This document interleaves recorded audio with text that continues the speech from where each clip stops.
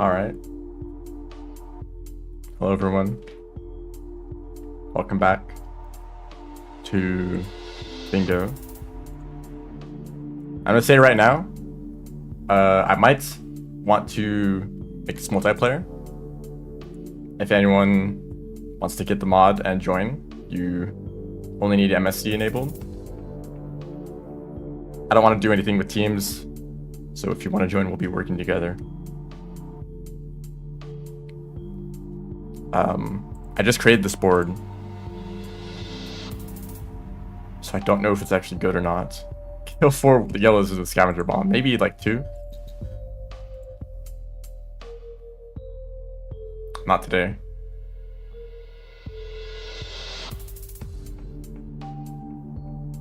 Salamander? I don't know how hard this is.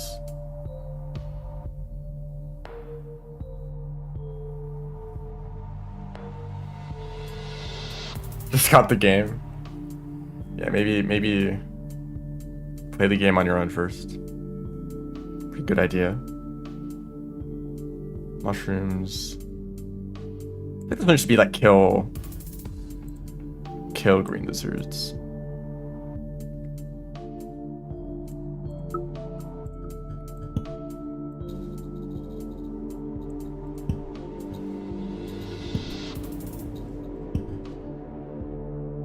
This is multiplayer, yes. But if no one is here to join the first game, that's fine.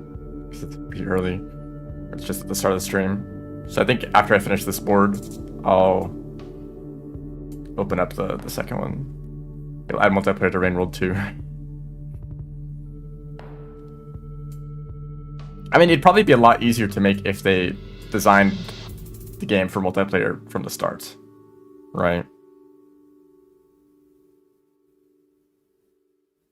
Take vultures. I don't want 2 of these kinds of challenges. Popcorn plant, that's fine. Bing, Shrub, you want to join?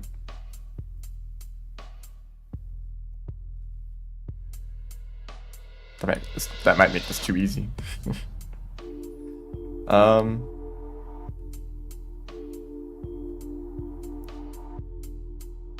I do a second one, I probably will.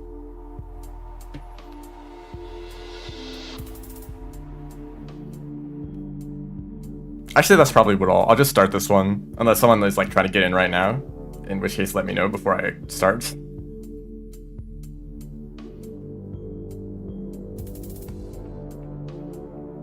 Play before just reinstall it after like a year. Yeah, that's pretty common.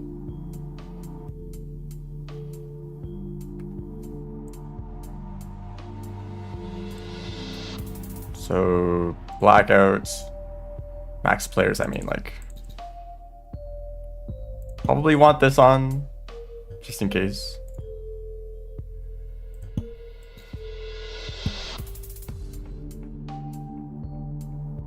Scav game will have amputation. Yippee.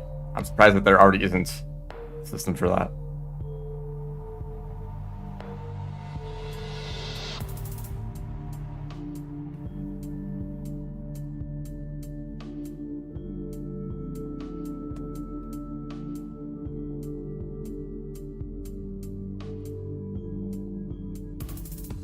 Something about these bingo games, in a competitive setting, so in a tournament, for example, I find that competitive bingo games are very stressful.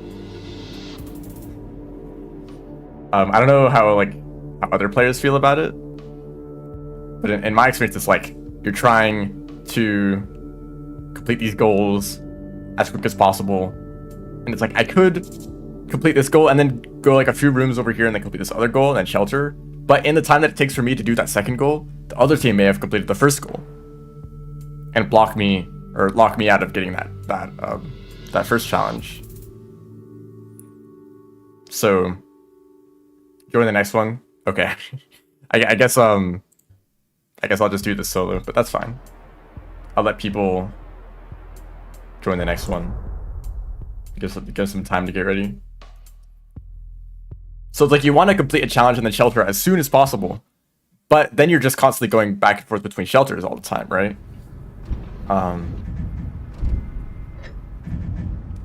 And the more that you're rushing, the more likely you're gonna die. And if you die, you just lose a ton of time. And like maybe you complete like 3 challenges all at once, and then you die, and it's like, oh, I'm behind, and then the other team is gonna get those challenges before me. And it's just a lot to think about. Also, eating centipedes complete like 3 challenges at once. That's pretty sick. It's worth a ton of points for some reason. Garbage waste is a great place to start for centipedes. There's so many of these guys. And a karma flower. What's the timer? What timer? At the top of the screen? That's just in-game speedrun timer that I have enabled all the time. I realized I don't have the roll fast roll input display because I turned that off. There's mushrooms. There's lots of mushrooms in garbage wastes. I could head towards one of those right now. I probably want to go to industrial, as every bingo game eventually does. I could grab a... Well, I don't know. Do I want to do this? This challenge is always so annoying to do.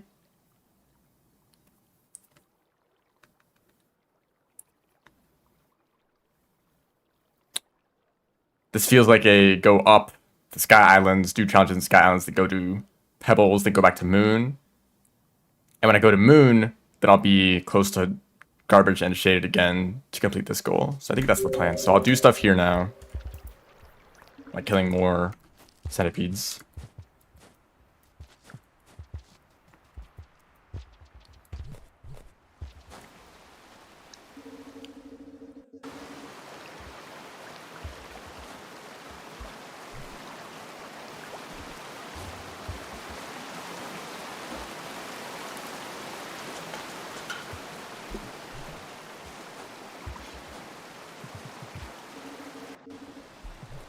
There is some expectation about speedrunners.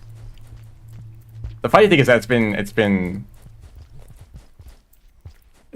kind of true. Whenever I do practice games in bingo, I win. Even if it's like a 1v2 or a 2v3 or something like that that's unbalanced, just to like give me a handicap, I still end up winning like a lot of the time. Or if I've done a bunch of these practice games where oh, here's a bunch of mushrooms. Is it enough though? Where is there one more mushroom? Because this is only 3. I'll do these practice games where it's like a free for all, right? Like 1v1, v1v1 or whatever. And I get like half the goals done just by like not even trying too hard.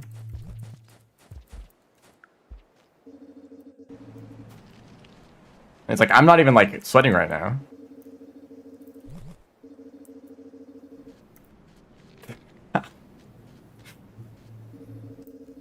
Actually, like, where is an extra mushroom? Should I have the map open? I might as well have the map open. It is a pretty helpful resource.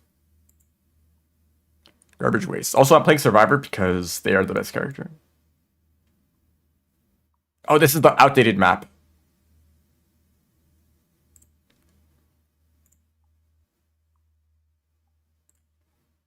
So there's like a new interactive map that I don't have saved. Okay, garbage wastes, mushrooms.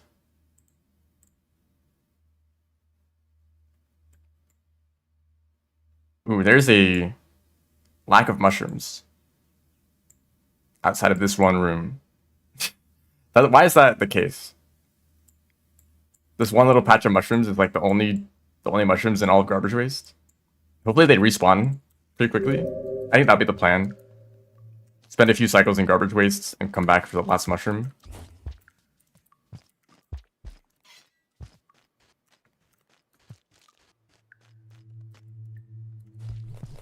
Signature. No. It's okay. Maybe that's kind of a stupid thing to say.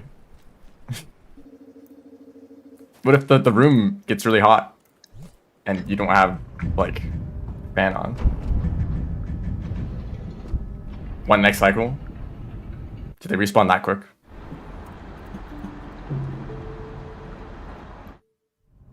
Quadruple A Rain World mod. I just saw that message. Oh wait, speaking of actually no one's speaking of it, but here's popcorn. That's one of the goals. There's also, I like that there's no pressure to complete goals as fast as possible. I might feel pressured in a real game to like rush to industrial to like get challenges done, but like I'm gonna eat plenty of popcorn throughout the run, so I don't need to rush the challenge right now. Okay, there's no mushrooms yet.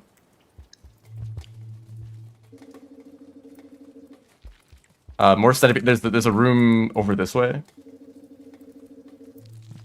Because like throughout a whole run, you're gonna eat a ton of popcorn if it's convenient. So why like front load it just to get the challenge over with, right?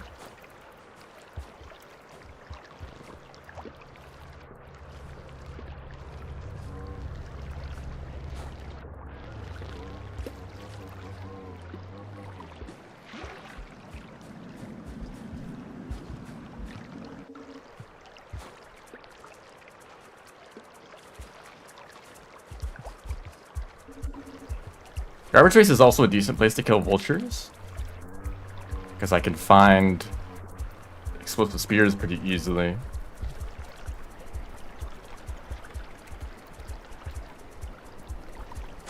Wow, look at me. This is not the right room. Oh, it is. Right here.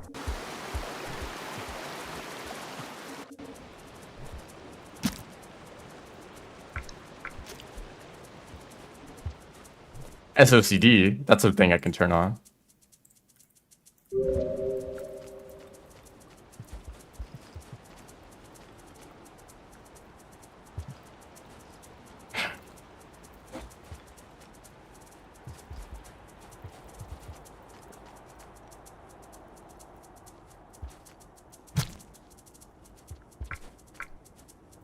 Beer, please. Thank you.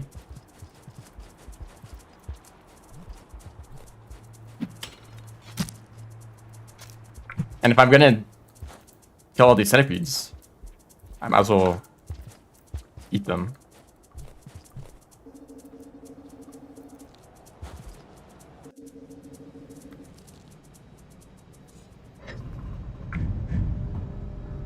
I like the low-level threat music when you're like... I think that threat level was just for the pole plant in that room. I don't know if... I don't think the baby centipedes contribute at all to that.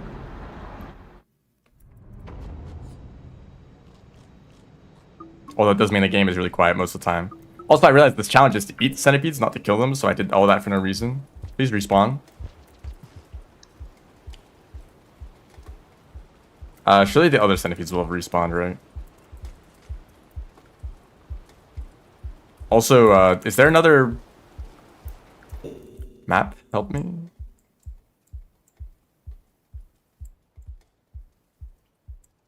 The only Batnip in the whole region.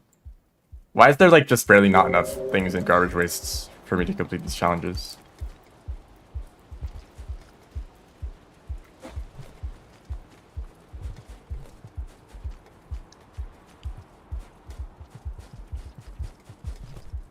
Hasty? Is that the like the red centipede challenge? I'm sorry, I don't like any challenges that involve lineaging. It's just really boring. Where did your spear go? The heck? I stabbed that lizard and there's no spear.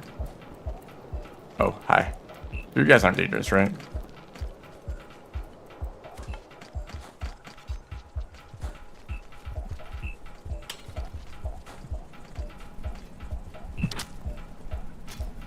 I need to like rank the challenges.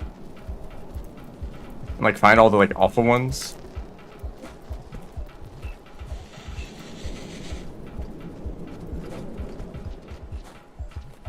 So that like I can recommend challenges to people and actually like mean it.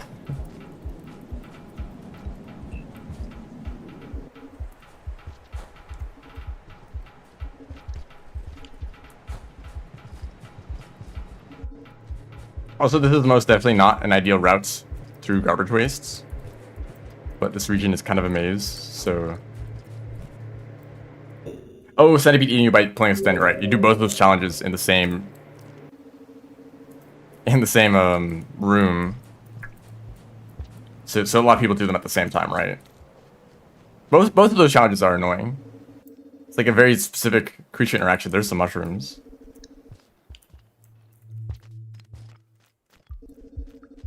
Watch a tier list. I've already made a tier list of the regions, and I just...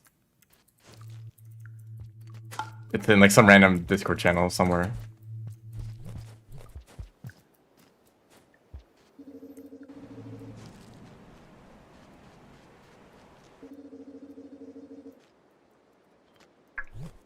I'm at full food anyway, so I can't eat centipedes.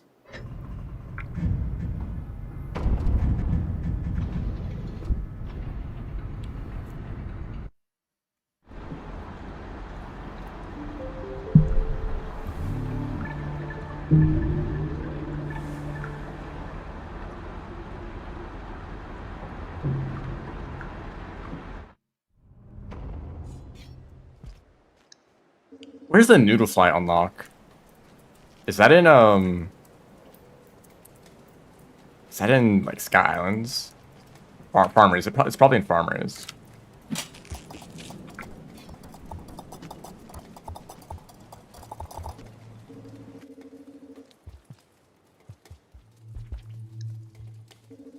That one Caramel Flower room? Right. Caramel Flower and Farmers.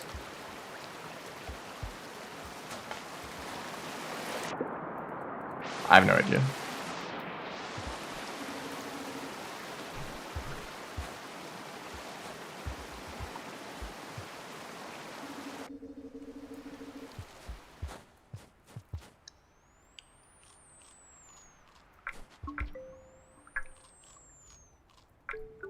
Okay. Anything else to do in garbage? I could trade with a merchant. Just for fun. But I'm gonna have to do that anyway to carry an item around, and that would just fill up slots. Or actually, genius idea. It's not that genius.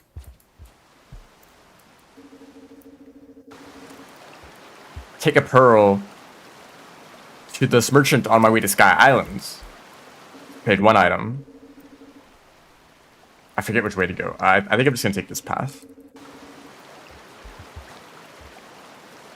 And then I can do the second item later when it's more convenient. Maybe after the Neuron to Moon. So I don't want to carry two items that far. What was that I just did there? That was like I rolled for a long time, but it was a really short roll pounce.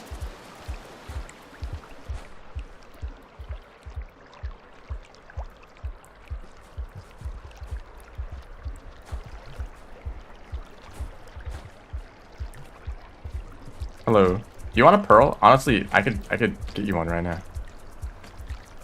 I don't know how I get up there. How are you supposed? I guess a squid gator.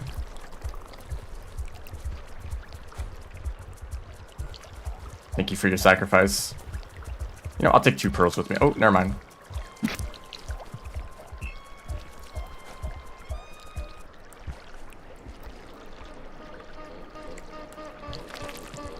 you want to move that tentacle out of the way, please? It's still trying to grab that platform. Oh, goodbye, Squidcada. Is there a Squidcada related challenge? Right, the exterior one.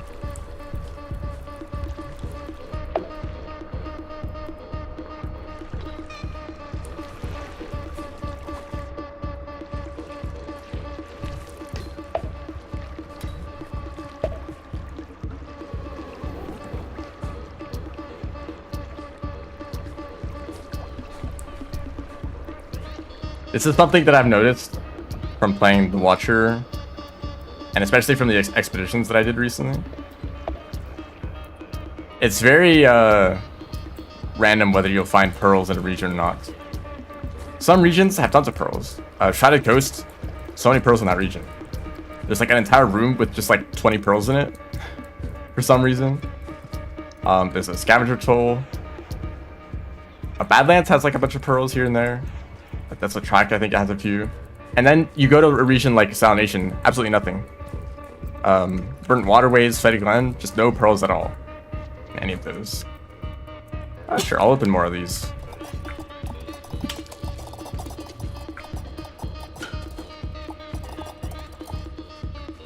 Eating worm grass or pole plants, that'd be kind of funny. Pole plants sounds kind of annoying to feed them. Oh, it's gonna suck if you only have explosive spears. you have anything else? Are you blind? Man picked up the items that he just gave me.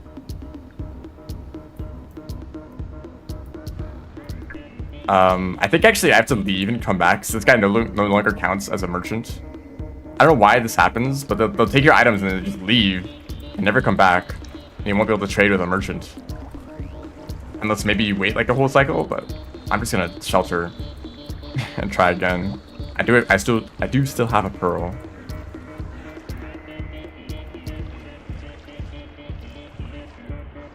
Tame X creature. Like creatures total, or like, because there's already challenges to like tame lizards and squid kid and stuff.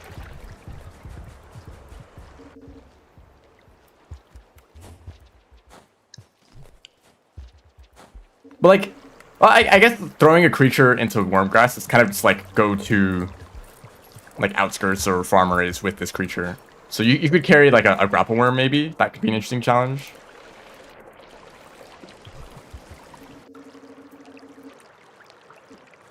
I think taming creatures is a really interesting challenge because taming like a green lizard is way too easy on its own. You like throw them like a centipede and good job, you know. But taming like any other creature is so annoying if it requires multiple feedings. But if it's like tame a total number of creatures, then it's like find as many green lizards as you can and feed each of them once. That sounds kind of interesting.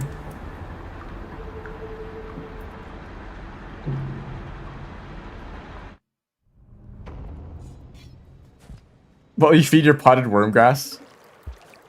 You think ancients had potted wormgrass? Sounds like they'd be a bit annoying.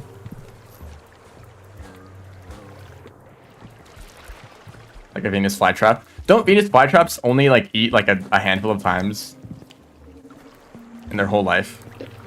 Like they don't actually do it that often. I'm going no, this is the right way. Is it? Hold on. Yeah.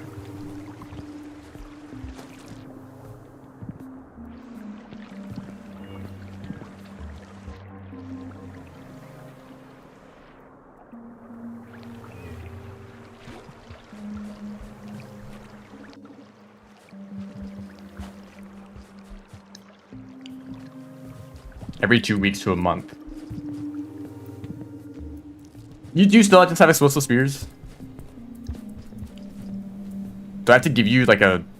Oh no, he's carrying a rock. Does that count? What if I give you... What if I give you a cherry bomb and then the pearl? Does that work? Because that would be easier.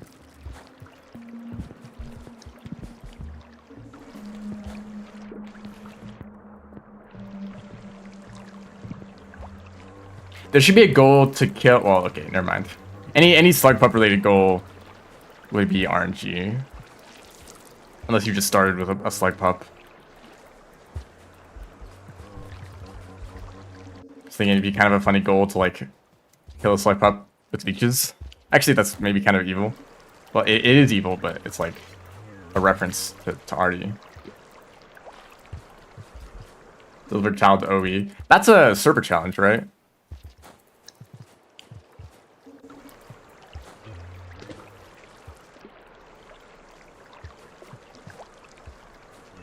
I feel like that has a potential to be interesting. Like you start with the slug pup and you have to keep them alive for like some number of cycles as a challenge.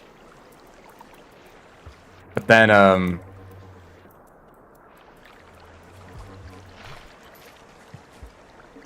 know, it's a lot of extra work just for a single challenge, you know?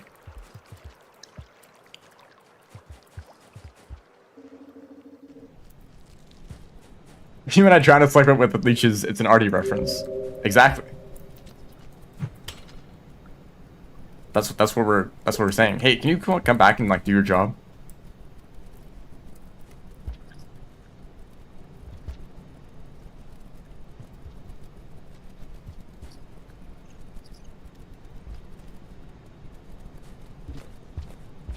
Yes. Okay, so take this. And then take this. Yeah, it worked. Okay, so now I can just eat this. It's way easier to carry it around. This chat is better than YouTube chat. So true. Sorry, YouTube. Arguably, we're already in hell. No, Mike Sosa Spear. What the heck? See, that's why I didn't want to bring that as my tradable item. The developer of Rainbow Downpour says that all slug pups go to Rubicon.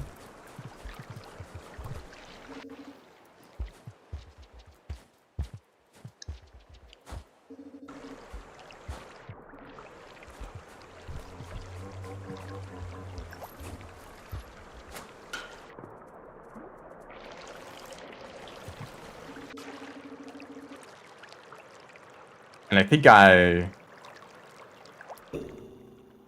Pipe Yard, okay, don't need to worry about that. Grain lizards. There is a Karma Flower a few rooms from here, but there's plenty of those elsewhere. I think we're fine to move on.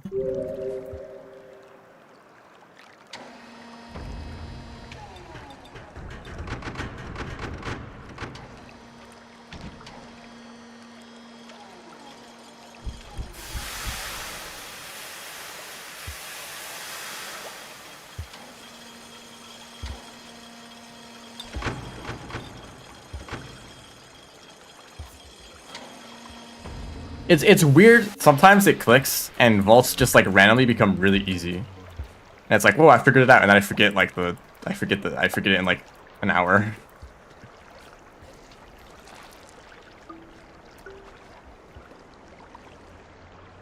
Sometimes I feel like talent. Okay, this is like a random tangent. Talent as an idea bothers me a lot. When you see some person who's very skilled at something, maybe like playing an instrument or something, and people are like, wow, they're so talented. And I'm like, that implies they just were good at this without any effort.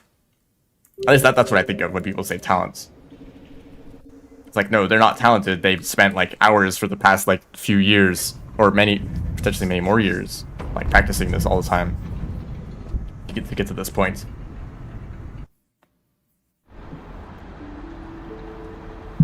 But also sometimes I think like maybe talent is the thing in the sense that there's only so many ways to do something incorrectly. And if you pick up an instrument and you accidentally play it correctly for the first time, then you'll skip the whole phase of doing it wrong until you get it right? And that's probably not how it works, because there's certain like techniques that go into playing instruments, right? So it's not like you're gonna like accidentally just do it correctly from the beginning, but you might like accidentally get close, and then you're only like a few like minor corrections away from doing it the right way.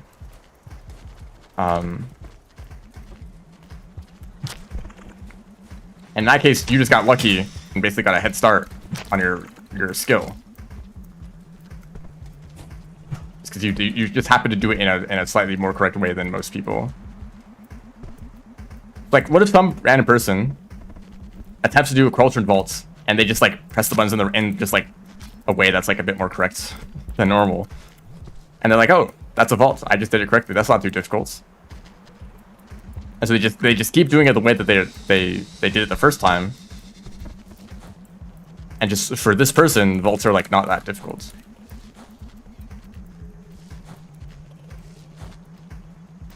Hey.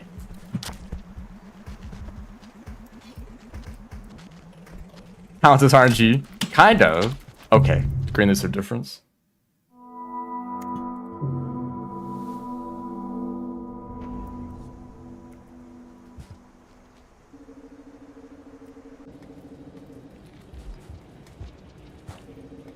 Yeah, it could also just be like you're introduced to a skill and you just kind of get really into it at first, and so you're motivated to practice.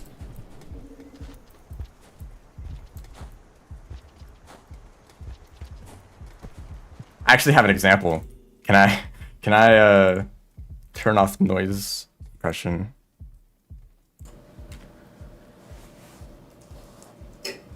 Yeah, this will work. Do you hear this?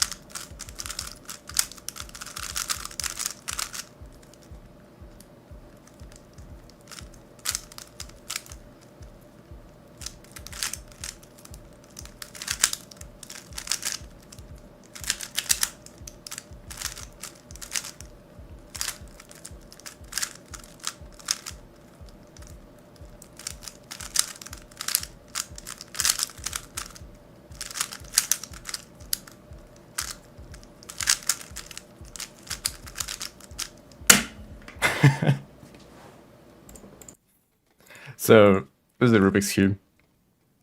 That's something that I know how to do.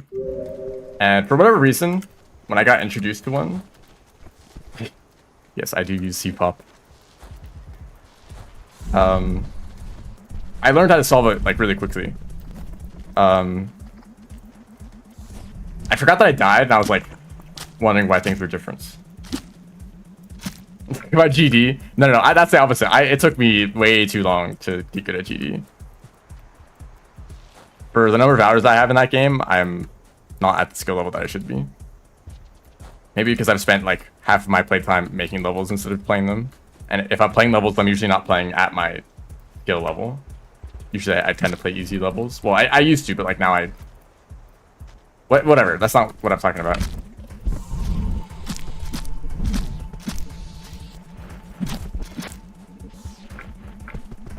My speakers. I almost had an opportunity to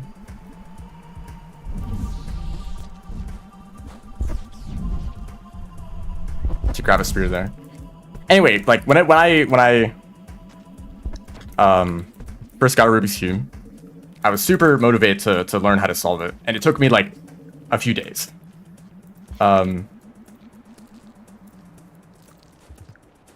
Which I think relative to some people is maybe a bit faster than normal. But like I wrote down like a bunch of the algorithms I needed to learn, and I wrote them down on a piece of paper to use as reference whenever I needed it. I just like practiced a whole lot. So maybe I'm talented at Rubik's Cube just because I felt motivated to practice.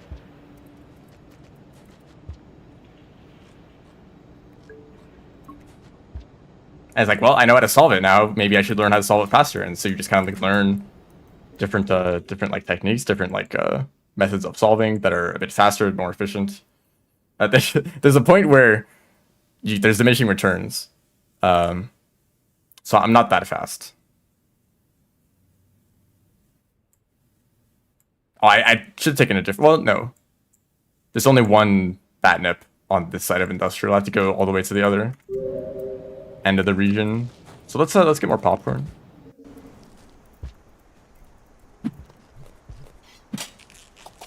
Yeah, there's diminishing returns with Rubik's Cubes. It's like, oh, do you want to learn like 50 algorithms just to solve like 3 seconds faster?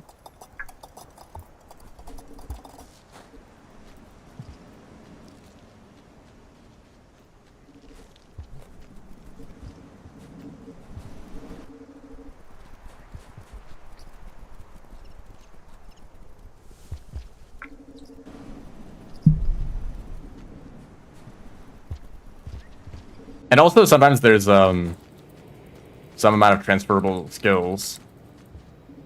Some random like game or skill that you have just like happens to carry over to some other one, even if they're not very similar. It's like, oh, I'm randomly really good at this.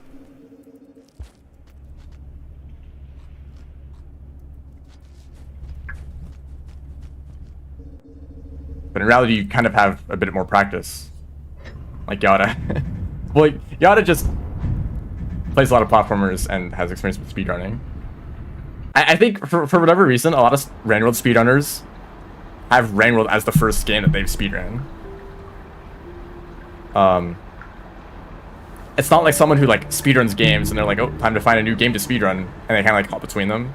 Or like someone who speedruns a specific series and they speedrun a bunch of games within that series. So maybe you play Mario games and you like speedrun Mario 64 and like, alright, time to speedrun like Mario Galaxy or Mario Odyssey, right? But like Rain World players just kind of show up and they're like, I'm going to speedrun this game. And so a lot of Rain World speedrunners are starting from scratch, but if someone else already has speedrunning experience, then they can kind of get a head start. Even if they don't have much experience with the game, they have experience with speedrunning. So that they can speed up the whole process. I could go poke my head into Pipe Yard. I don't think there's any reason to be in Pipe Yard as usual.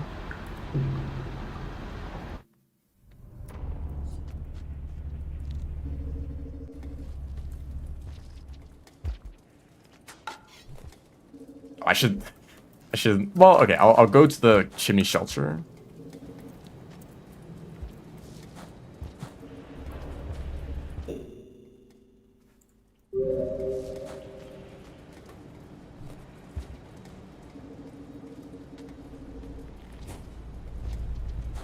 I disagree.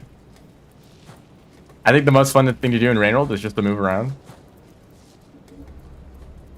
And that is part of speedrunning, but things happen and get in the way of that when you're doing speedruns.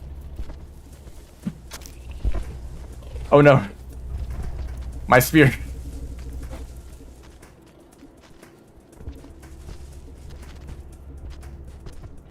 But I'm just a hater. You ever play Minecraft and you're like, I have no idea what to do, and then you give yourself some like random arbitrary goal, and suddenly you're like motivated to actually play the game and like do stuff. That's kind of the whole point of Minecraft. I don't know why I'm talking about Minecraft for some reason, but it's not a very good game in terms of just giving you motivation on its own for you to play it.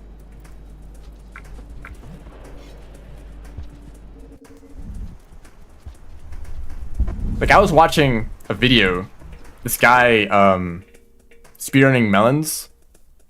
I'm sure some of you have seen this this one like speedrunner, or yeah, I guess they're a speedrunner. They gave themselves a challenge of farming like 1 million melons or like 10 million melons, something crazy like that. Please. Thank you, Lizard. No, my spear. And just like the amount of like, okay, surely the vulture will be waiting for me. The amount of like farms and like game knowledge that you need to have to like do that kind of thing is crazy. Like, that is not intended Minecraft gameplay. That's not what most players are doing, but if you give yourself that kind of goal, then that's the kind of stuff that you end up doing. And it's really interesting. Hello, I'm gonna try demasking you as well.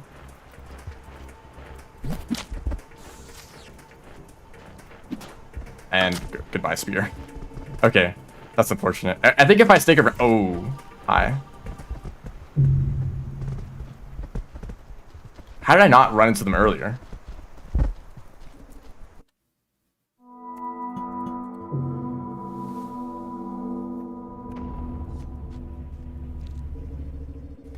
I'm glad I already completed the Karma Flower challenge. Also, that means I'm not going to get Karma Flowers back. So I think the one that spawns when you die still shows up, so I need to preserve that. I think that's a lizard? Yeah, that was a lizard. Fact. Good observational skills. And max ripple level.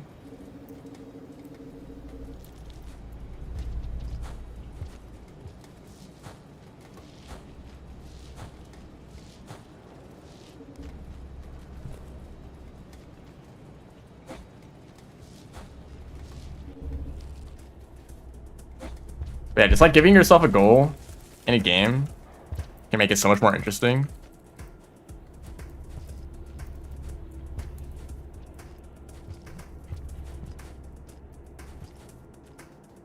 I don't think I really have that right now.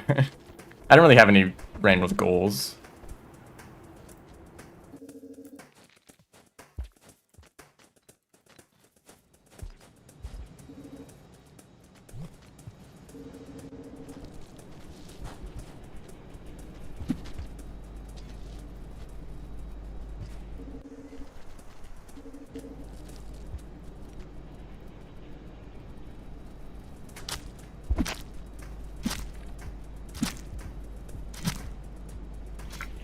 I find it hard to find a reason to speedrun unless I like...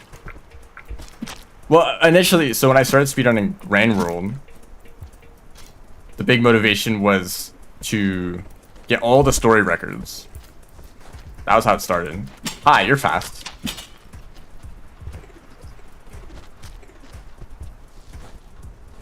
So like these downpour records are not as optimized as I thought they would be. Maybe I have a chance to get the record, so I spent a bunch of time doing that. And I got like most of them. I didn't get like Hunter Story. And I finished it, I was like, alright, I guess we're done. I realized through the process of getting those, of doing those speedruns, that I didn't actually really enjoy it too much. Especially for Artificer and Spearmaster. Like, why why do something if I don't enjoy it?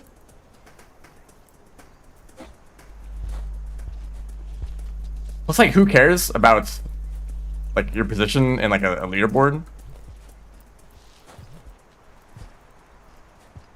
Because like alright, great, just keep messing up this jump. I was very new to the Rainbow community, so I was a little bit unknown. Like, I had made like some random videos like Saint Spin and the Jellyfish ones, and they kind of did well. But that didn't really have anything to do with me. So like, okay, I gotta do something to get myself known, and then I did that, and it's like, well, do I have a reason to care after that? It's not really. I don't need to keep proving myself. So actually, the things that I've been enjoying more are just like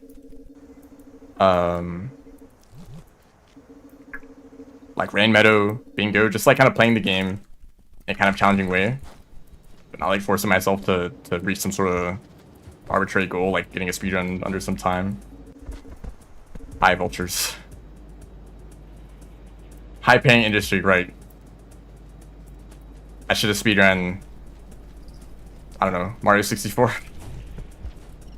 I don't think there's any form of speedrunning that's helpful for that. Do you guys wanna eat food? The lizard in the bag.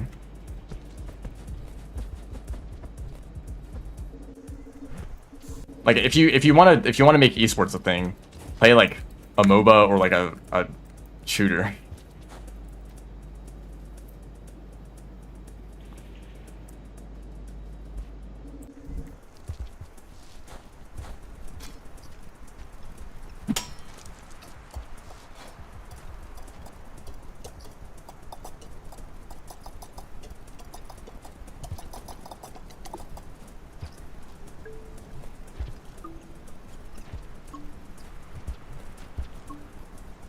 Rift Pilgrimage is very, very daunting for me for some reason.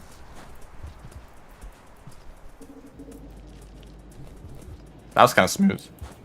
For some reason, I played... Well, okay, so Rivulet Pilgrimage was one of the first speedruns that I've ever done. Maybe like the second or third run that I've ever done. Oh, I could have killed a few more creatures for that goal. I should have done that.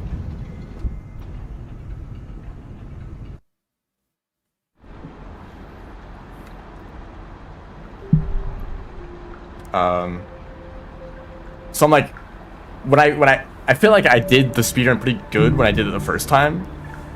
So if I attempted it again, I probably wouldn't be able to improve it that much, which is obviously incorrect. I have improved at the game, and I could improve the time a lot. But now it's also like I have to learn a new route with like a bunch of new movements and potentially some like really difficult stuff in farm rays.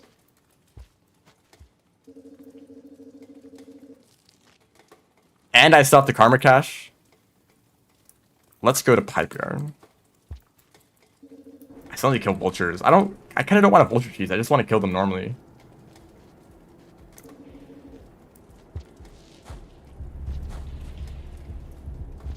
How do I get to Pipe Yard? I don't know.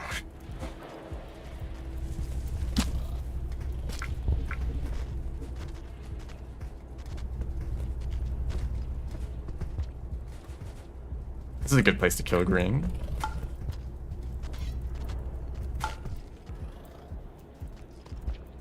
Faith. Order of operations. Yep, mouse spearing is a real mechanic.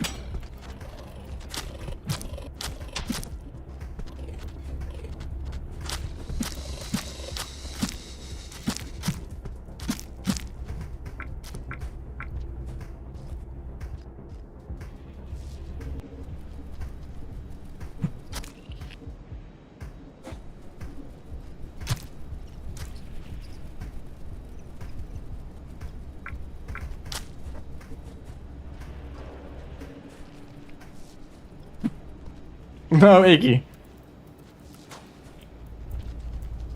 Oh well, where did my spear go? I shouldn't have thrown that. I'm trying to get a bat fly. Oh, it was on the spear.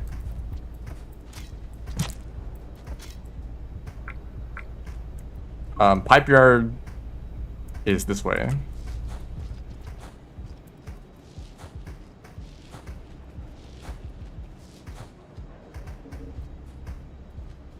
Unrelated topic, part 50. How do you make... Okay, I've kind of wanted to make a movement-based region. There's two challenges involved with that. One, I don't know how to make a region, but I'm sure it's probably not that bad. And second, it takes a long time to render rooms, which is annoying. I mean, it doesn't take too long, like maybe like 30 seconds, but like that's a long time from like making a small adjustment to like the platform placements to being able to test the platform like in game. If you're making a level in Geometry Dash, you can edit the level and then playtest it like in 1 second. Like I mean, it's instant. You can immediately test how the jumps line up. Please. So it doesn't take that long to make a level and test if the jumps line up properly and sync with the music if you care about that, and all of that. But in Rain World, you make an edit to the level, but you have to like, do you have to render the level? I guess that's a question, or that's something that I should test out. If you just like can just skip rendering and just only look at the geometry changes. I don't know if you'll still be able to see the level properly, but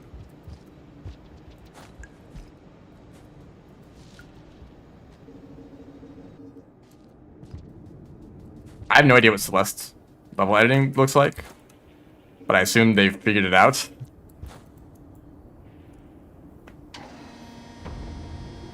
Play it in the editor, yeah. Re-render. Could you just like forget about graphics? Isn't there that one region for Inv that's unrendered, or is that just like a fake effect?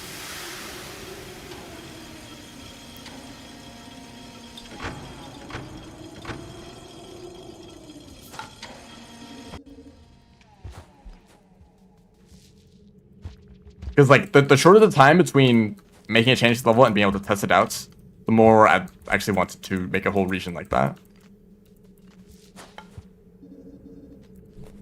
I guess what would actually be an easier solution if you could just place collision directly with like DevTools or like another similar mod. Just like even if it was like just a rectangle with no texture at all, just like place rectangle and it just access collision immediately. That would be really good. Because then you could just like make the whole movement in game and then just like take a screenshot and copy it in the level editor. But I don't know if there's a way to do that.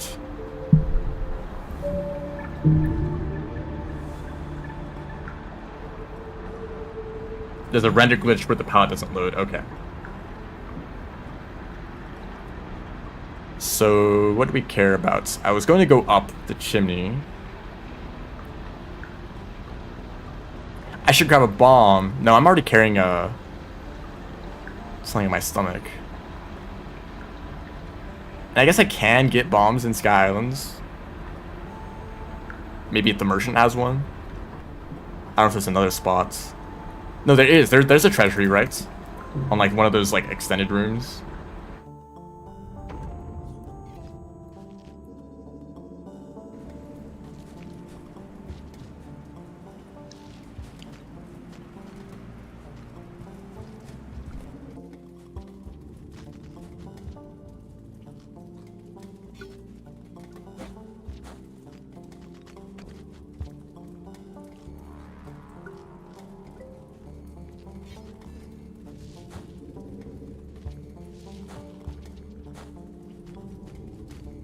Things to do in Pipe Yard. Leave.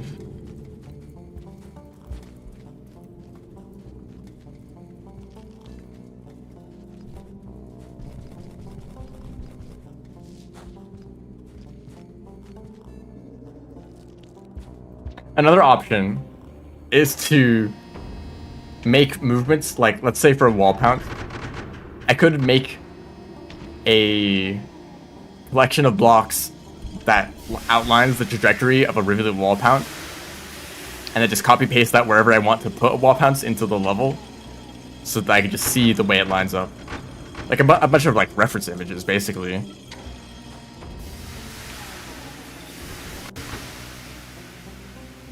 Or or things like what is the like maximum length jump that you can make with a pounce or a slide pounce, or like what is the highest wall that you can jump over, or stuff like that.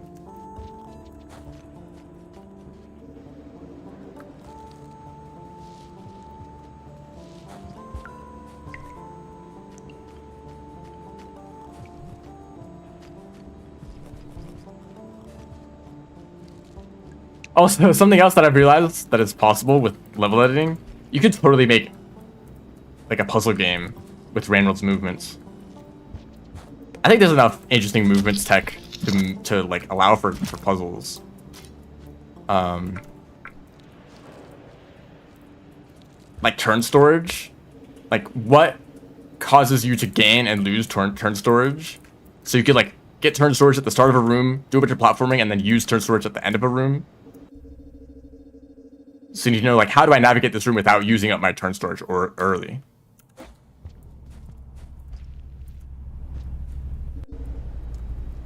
I'm going to steal 2 items.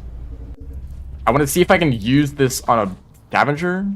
Or, yeah, that's not the plan. Sorry, scavengers. Use the explosive spear on a vulture.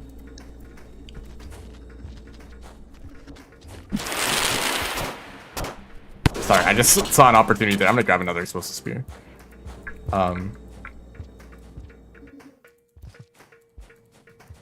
Yep, I do want to kill the scavengers.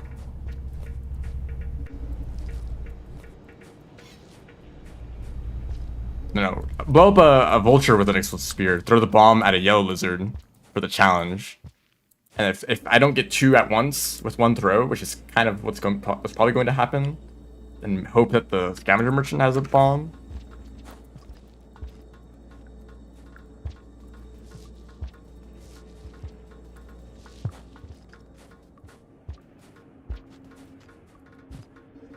I have to do quite a bit more climbing.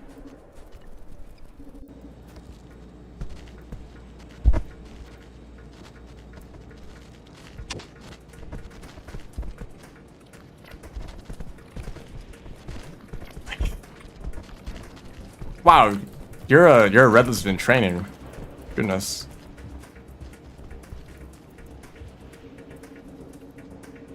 It's hard to watch the stream upside down. What?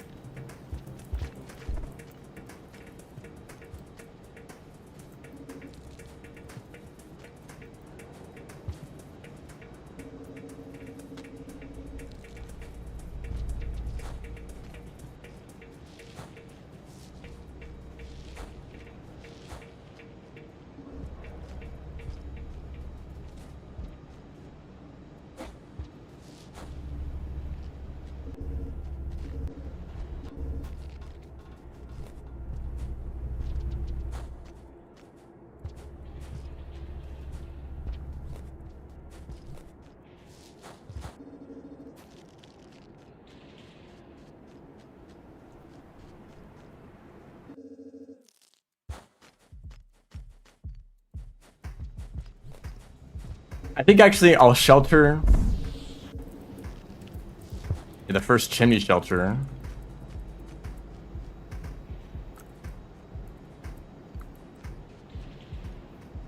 Hello, welcome to the stream. Reminder that after I finish this bingo, I will do a second one and let people join. But that'll probably take like another hour. I'm not playing rivulets, so this takes time. But I think I have a decent route for the rest of these challenges. I have to tame a salamander. I think maybe I'll try to do that in drainage. I feel like shoreline doesn't really have enough good things to feed to a salamander. Drainage has centipedes, it has hazers, and I know that there's one salamander that's just kind of chilling on his own. It'd be easier to isolate them compared to like the swarms of salamanders in shoreline. Well, not really swarms, like a handful at a time, but you know, you get the idea.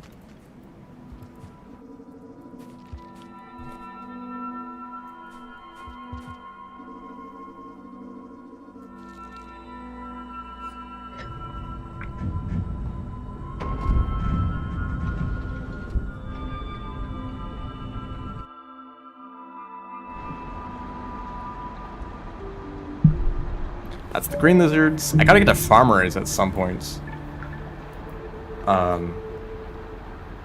Not sure. Oh, should I go for Nomad? Well, actually, there's no reason to. I saw the Nomad passage, and I'm like, ooh, I want to get that, but there's no reason to. Okay, so if I accidentally miss this explosive spear, it's not a big deal.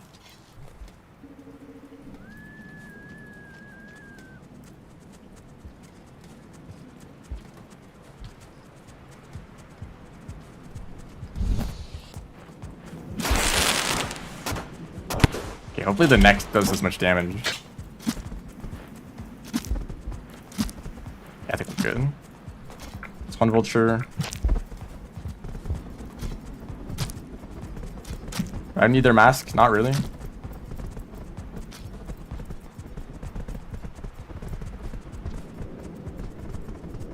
I think I will try killing another vulture just normally, but I want more spears for that. I think if you want to consistently kill a vulture, you need to spam like 3 spears at least.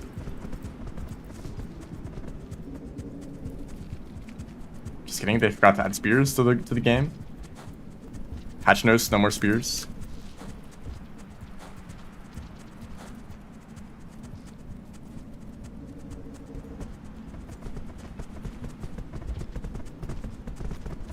I think I will grab the one more spear for safety. Let them grab you first. Really, is that the tech? Don't they have a chance to kill you instantly? Or is that just when you demask them?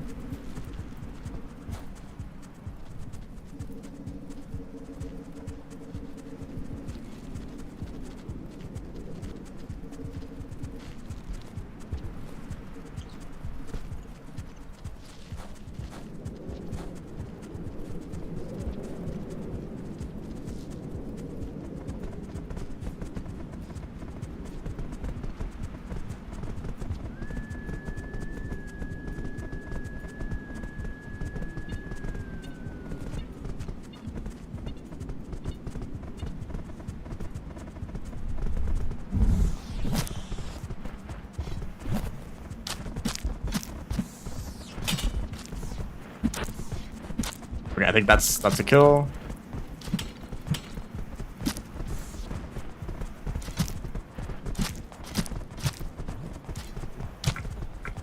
I think I might actually just shelter. Well, I could get a few more points.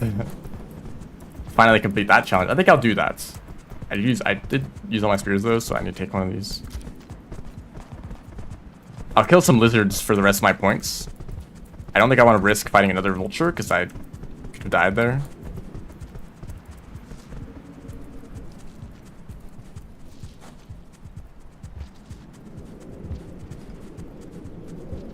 Where's the pink lizard? Here.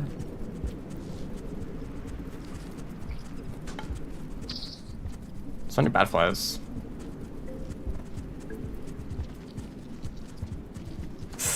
Okay. This is a situation? Why are there so many of you guys?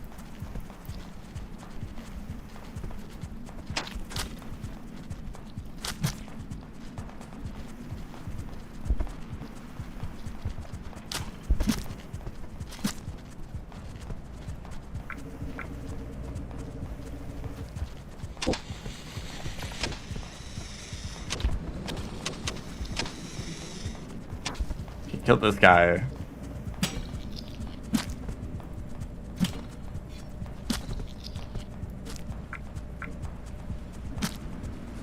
You can also kill this pole plant for just a few extra points. One more pink lizard should be good. Or blue. What a mess down there.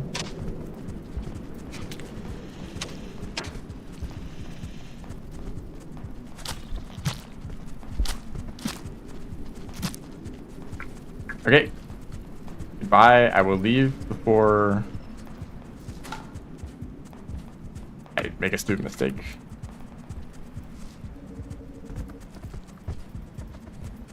Hello, welcome to the stream. Vulture grub evaporated.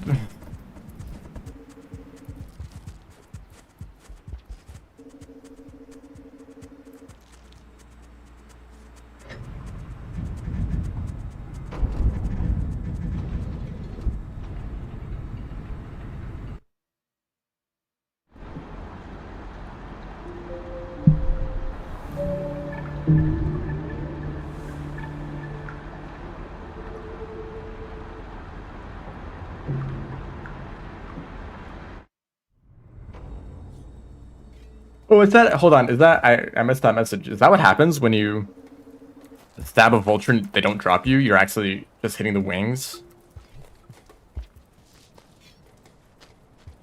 Actually, I'll kill the last vulture at the top of the region because it's the location to fight vultures.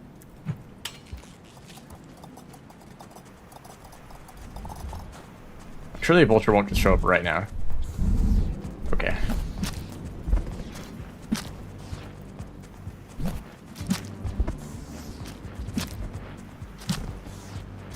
Never mind then.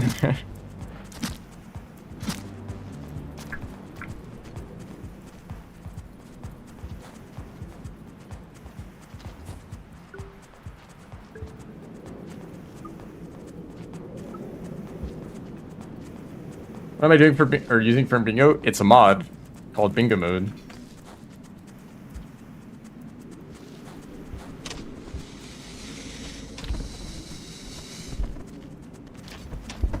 It's on the workshop if you want to play it.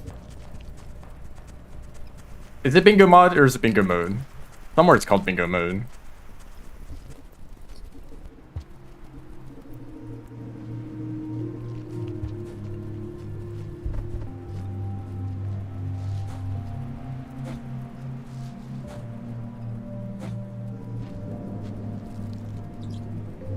Something that I really thought was interesting about the bingo events that have happened recently. I think for everyone who participated in the events, or for most people who participated in the events and actively tried to like improve and practice, everyone learned so much about the world, about the rain world, if you will. Because like the game knowledge helps so much.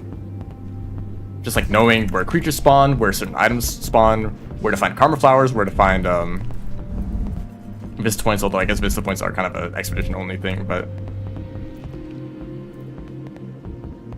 it's kind of weird how easy it is to miss stuff in this game, even if you've played it for a very long time. Because like if you speedrun or even just play casually but want to get around faster, you might sometimes find like a very specific routes through a region and then only ever take that route.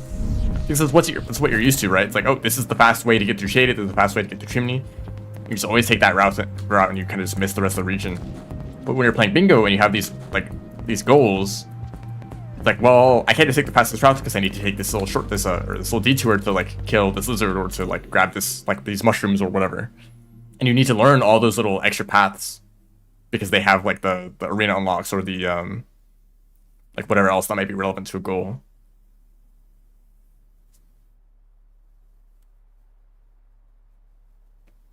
Items, locations, rooms, regions, creature spawns, like where can you like dodge the Leviathan bites? This is like actually really relevant. If I was playing like competitively, like this would be the goal that I'd be going for because it would actually complete a bingo. It's like, where do I need to go for to dodge the Leviathan? I guess the answer is Shoreline, but like, what if I was close to subterranean? There's a Leviathan in subterranean. Could I dodge that one? Well, the answer is actually no because there's no jetfish. Learning that Gourmand has no Leviathans. Yeah, so if I was playing Gourmand, then I couldn't go to Shoreline. Which is really sad because, like, come on. They know that we want to blow them up with singularity bombs, but they just take that opportunity away from us.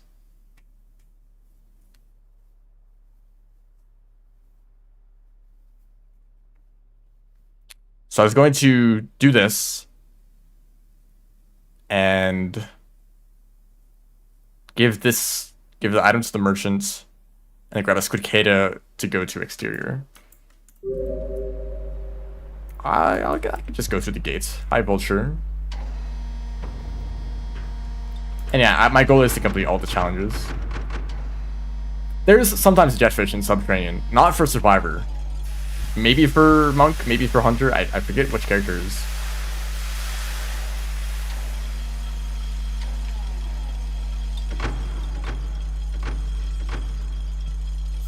So like whether you need to go to Shoreline or Subterranean for that challenge depends on the character that you're playing.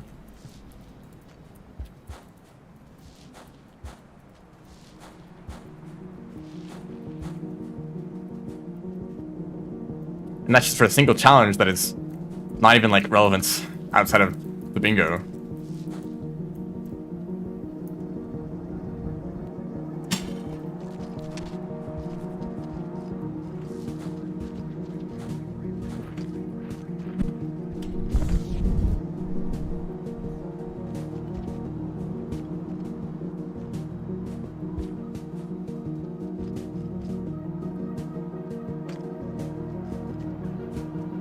Well, they're all of the Sluggats have the cave, or all the Sluggats can access the cave.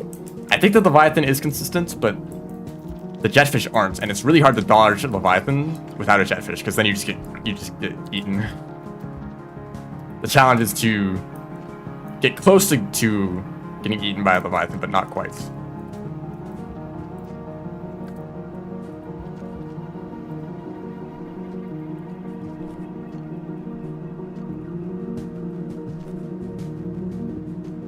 Even Rivulet kind of struggles. It's not free with Rivulets. Leviathans are surprisingly agile.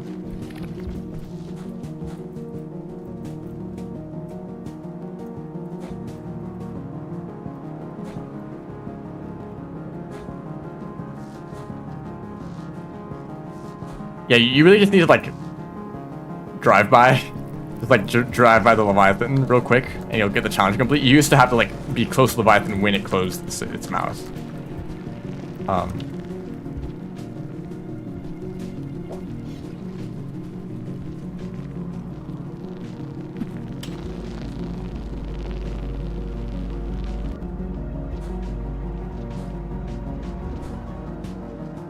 Okay, so I need to find 2 orange lizards. I don't know where to do that. Or if I want to try to do it as well. I guess I only have 1 bomb. I did not see if the merchant had one for me. Sky Islands. What goal did I just complete? Did I complete a goal?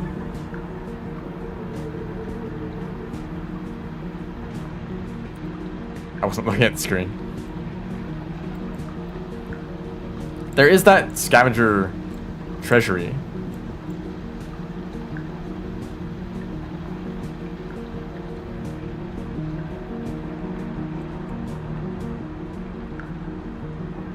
Does it not even have any items in it though? It looks like on the interactive map it's just pearls.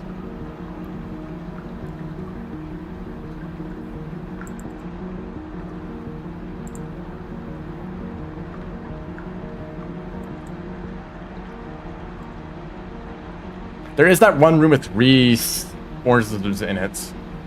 It might be pretty easy to knock them off the edge there. The only other orange lizards would be over like several rooms over. I think it would be easier on the right side of the region. Treasure should be normal spawns. Okay.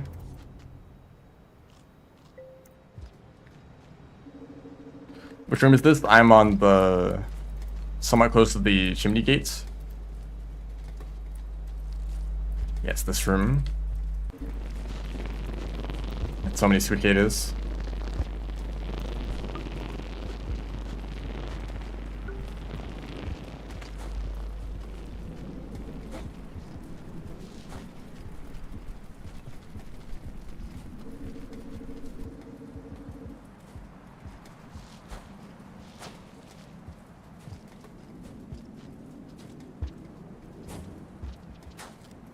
That was not as far as I thought it'd go for some reason.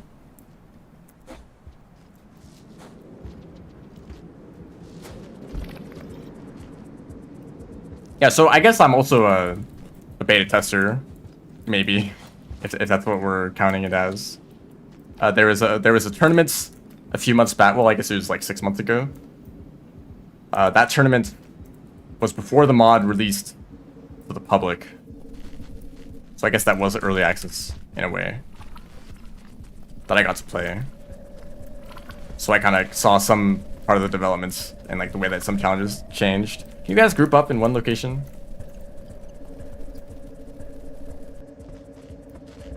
Cause like I can't throwing like the grenades don't do that much damage. It's kind of hard to kill with them directly, but it's much easier to just like knock them off. Maybe I could turn storage here. I don't have enough space for that. Like, what if I turn storage and let's just drop my mask?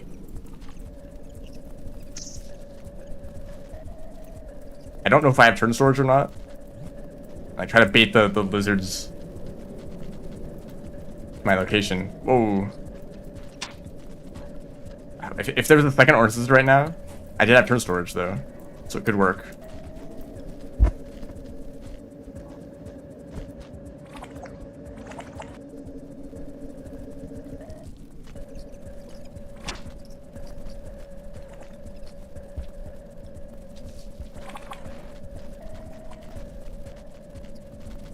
Where's the second one now?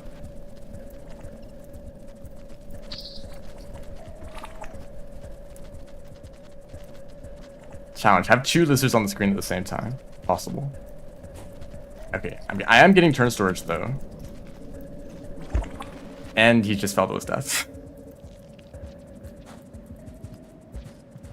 Maybe I should have just gotten the kill. And then look for another bomb. They've traveled to an entirely different room.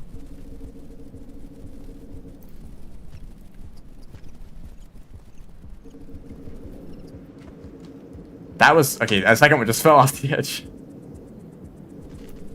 Do I reset the cycle, or do I just...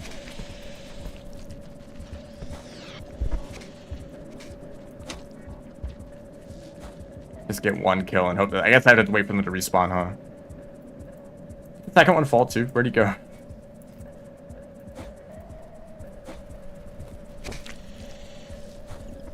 Hello?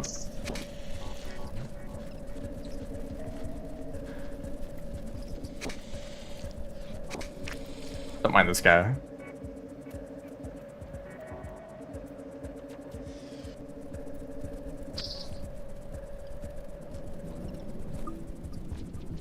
I might just go to the... Well, actually, I'm somewhat close to the treasury right now, so...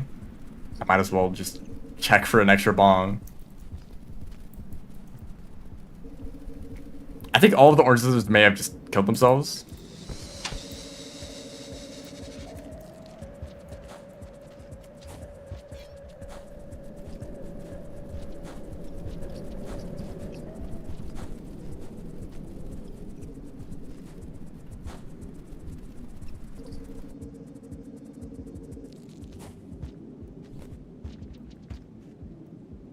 I feel like if you were to make a heat map, like which rooms are most often visited, these rooms would be like at the bottom of the list.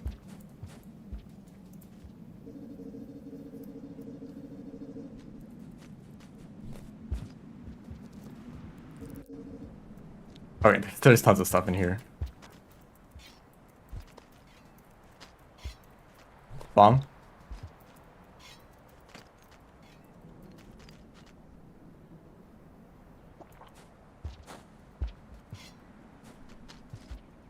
Okay, we're so ready.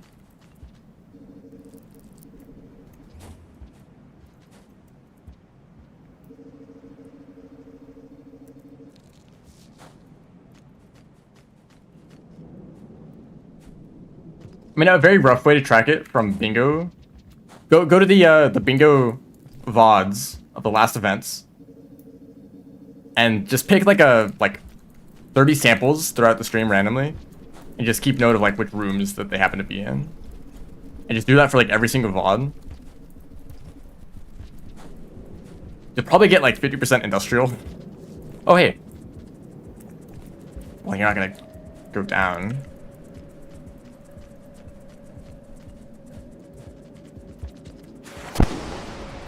That's gotta count. Thank you.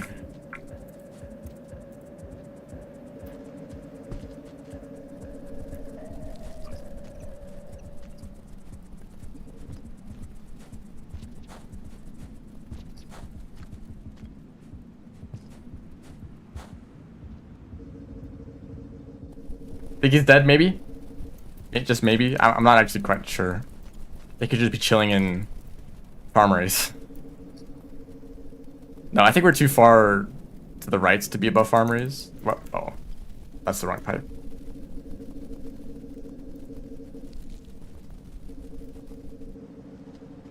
Hi? Why are you right here?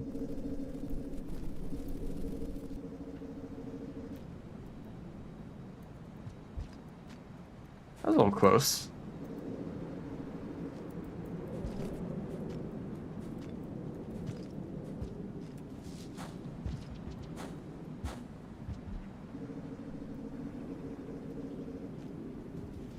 Oh, did I not pick up my mask? Or did it fall? Oh well, I kind of forgot about it.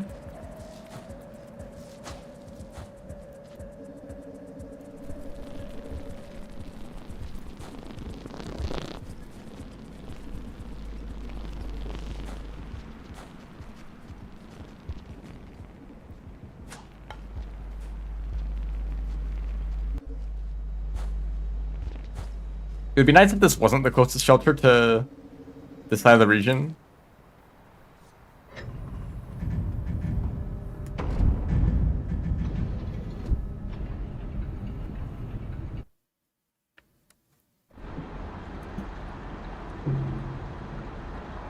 Well, I have an idea. Actually, it probably is not going to work, but I'm just going to do it anyway, because it might save time.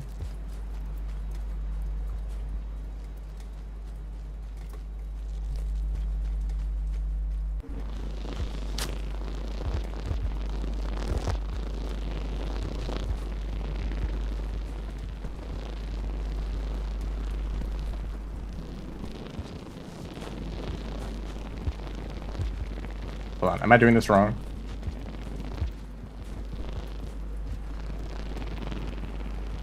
I think I'm doing this wrong. I forgot.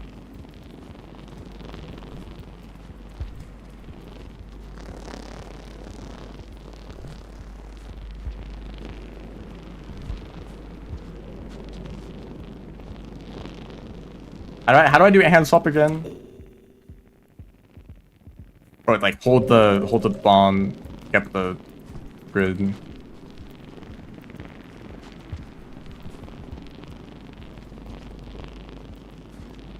There we go. Now the white lizard here.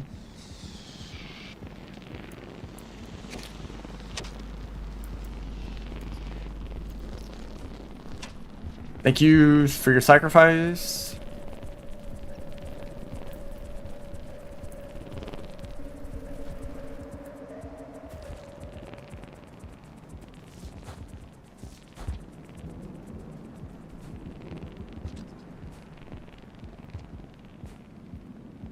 This lizard over here is in there. So what's most likely to happen is the moment I release the Squidcada, they're going to fly into the stratosphere and never to be seen again. But there's also a chance they just kind of stick around in a convenient location. I can just pick them up afterwards. So if that happens, that'd be great. And I think they've already flown away.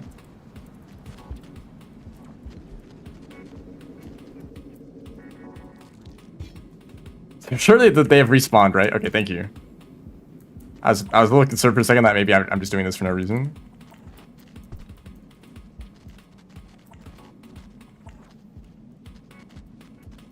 Shoot, I'm not confident with my... if this will actually kill or not. It should kill.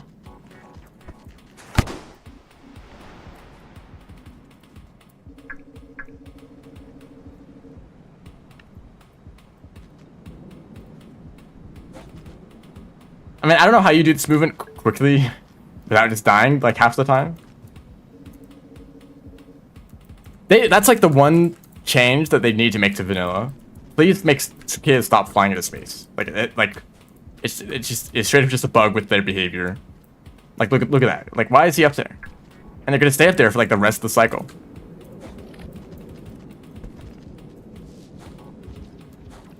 Should have been fixed like 5 years ago. Maybe 6. I don't know. Or maybe it's a bug that like Downpour added. That's also kind of likely.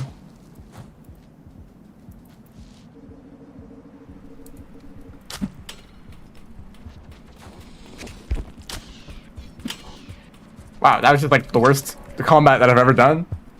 And I'm dead.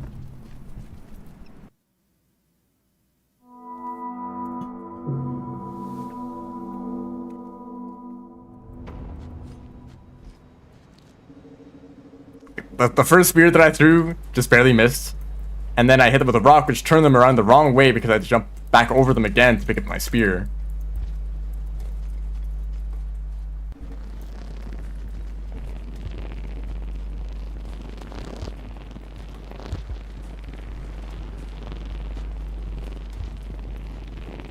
Okay, if you don't fly away, that'd be great. Actually, if I release them like under something, then they get stuck on the ceiling instead of Oh wait, I want to pick up this karma flower. Don't fly away, don't fly away.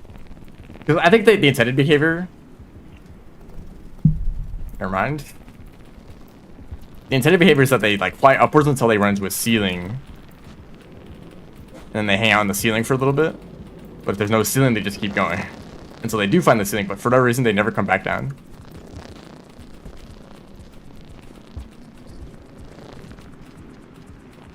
Why are you going after me? There's like 10 cicadas there.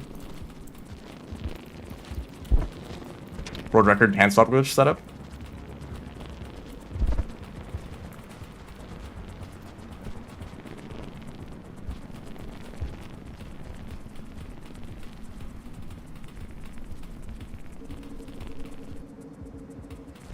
Like in one of these tunnels, I'll have to let them go in one of these tunnels if I can.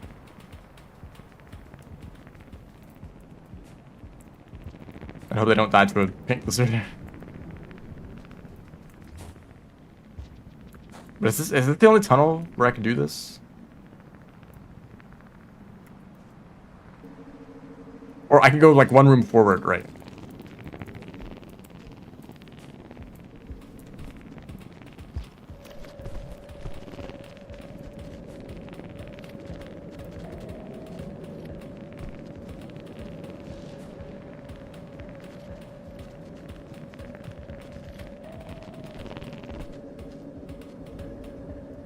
Okay, this room has to see. Well, then will I just click on the ceiling instead?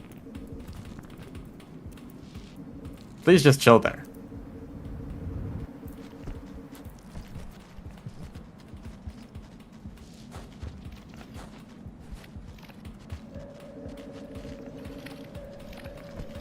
He's gonna find a way to run away.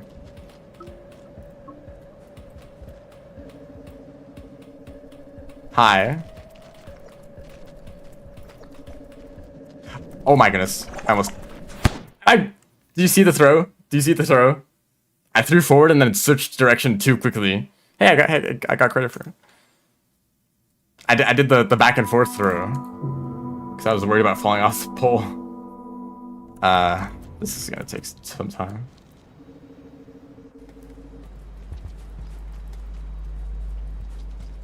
And of course I'm doing this at the it'd be so much easier if I just kill the orange lizard and then just worried about the squicada later.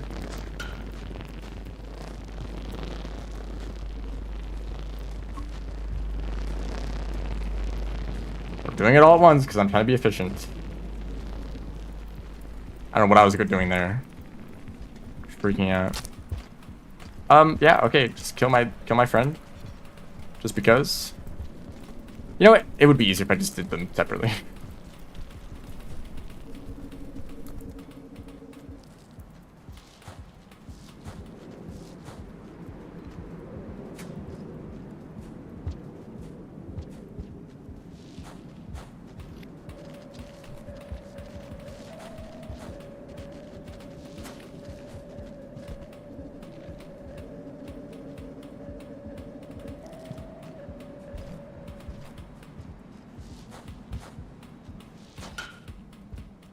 I might not have time for a second game. Actually, that's not a problem because if there's more players, it's going to be a lot faster.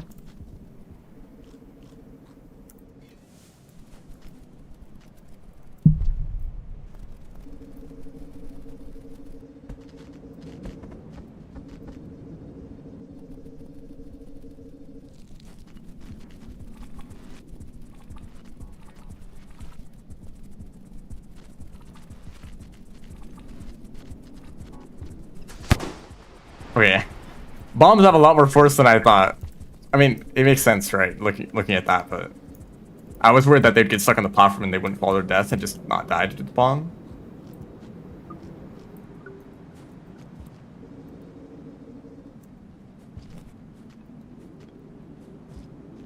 I'm also going to try to kill this pink lizard just so that they aren't a problem.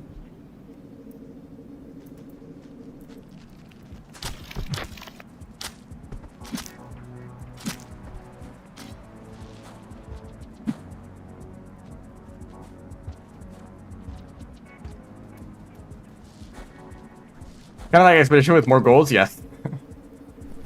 It's maybe not that different just because I'm trying to complete all the goals. Oh, there's the Squidcada.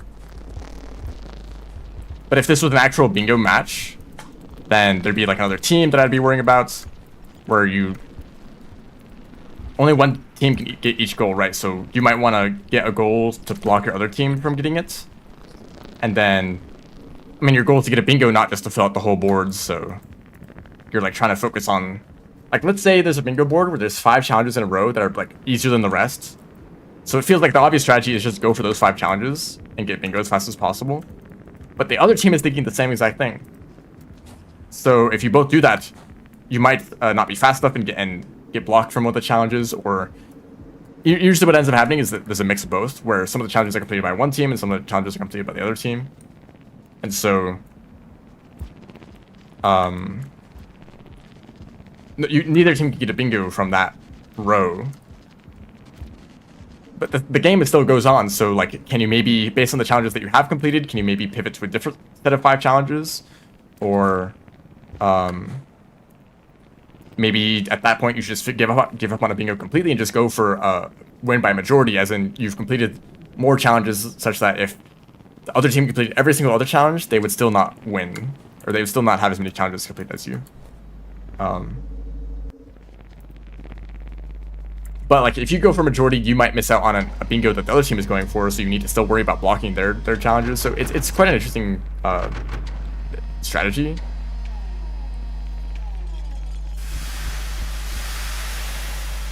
But I just kind of like doing these kind of bingos where I'm just trying to complete all the challenges on my own, or maybe with some teammates. Because then it's like, yeah, it is just Expedition with more goals, but there's so many goals that pretty much every region has something to do in it, right? There's a reason to go to Chimney, there's a reason to go to Sky Islands and Farmers and all this.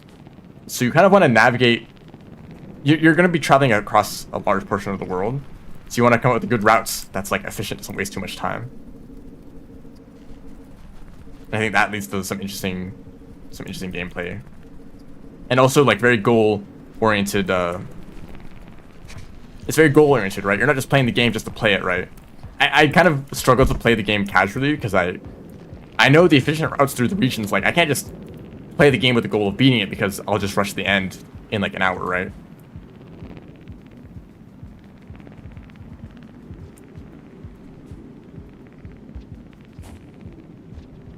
This kind of gives me something to do to like spend some time on, you know.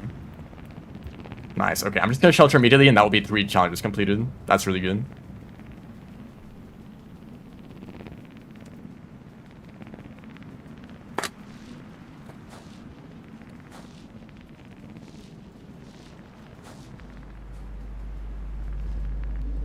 Yep.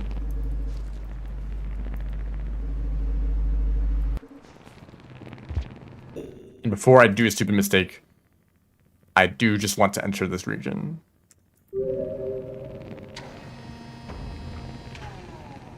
Oh man, this is gonna take a while. This will take some time to complete the rest of these challenges. Especially if I didn't die so much, or because I died so much in Sky Islands.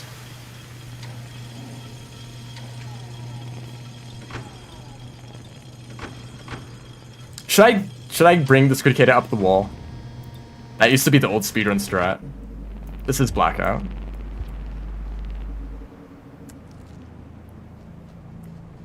I was balancing the Squidcada on my head. That was funny.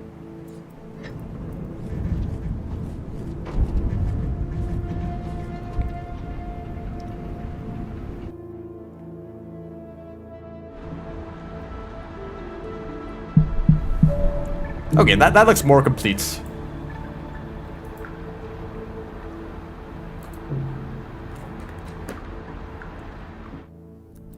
Yeah, I'll bring the Squidcada with me. Okay, so I don't know if anyone was around for this, but back close to when the game released, when people did speedruns, because of, I guess, lack of movement knowledge or just like skill issue, it was kind of difficult to get up the wall quickly. I guess like orb skip and like getting up the top, or the room at the top of the wall with echo. because that room requires like a down spear or like a max length roll pounce. So if you didn't know how to do that stuff, you would just bring a Suicada. And not only would the Suicada let you climb faster, because I actually don't think fast pole climbing is a thing either, right? So the Suicada would just be faster, and they would let you get past like the orb room and the blast room really quickly. So this was like the old speedrun routes, but it didn't really last that long. But I remember that. Dropwig.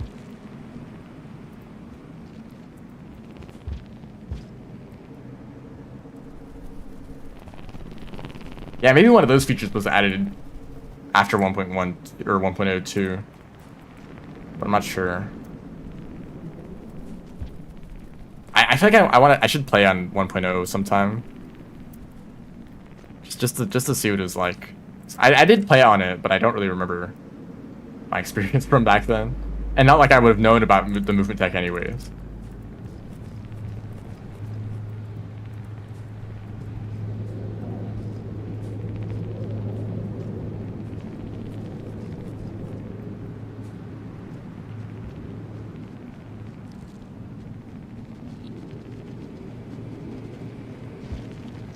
Five Bevels has more than one wall. I can't wait for the DLC that lets us explore the rest of the walls.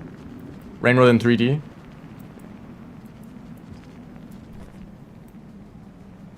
Okay, I might leave the squid behind. I think they're just gonna make things more challenging in this room. Yep. Look at this mess. Oh, he just dragged him out of the pipe. That was kind of crazy. Hello, nothing to see here. Oh, I'm so dead.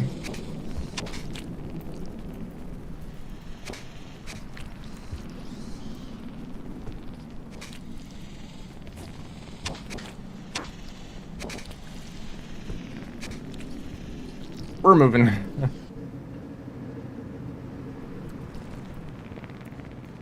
Go!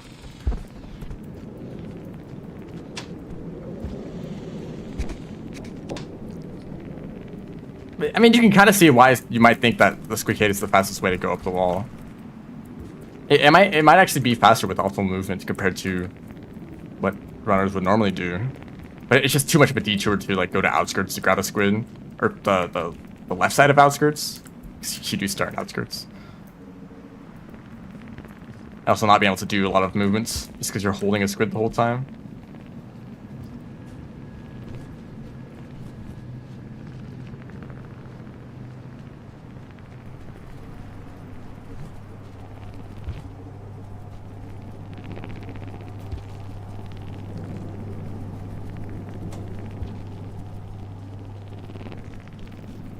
If you build a brick wall and then push over and walk on it, is it now a floor or is it still a wall?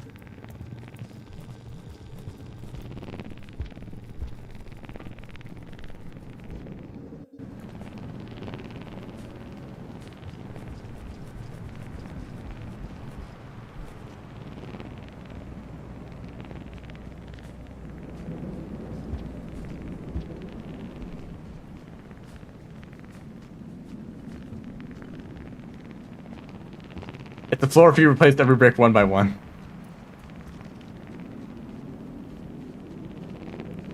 Okay.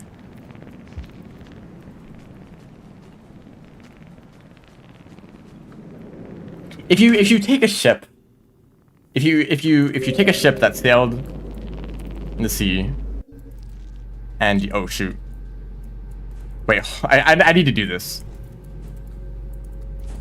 I need to do this.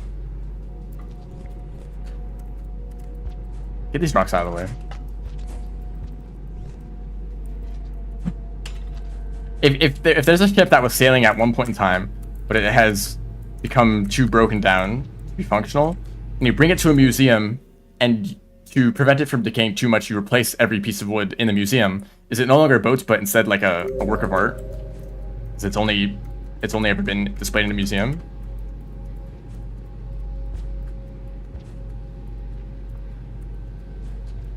Sure, can you actually get a pipe from this?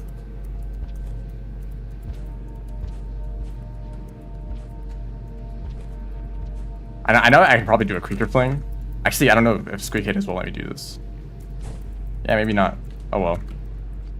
I think you might actually be able to get enough height from bounce like that.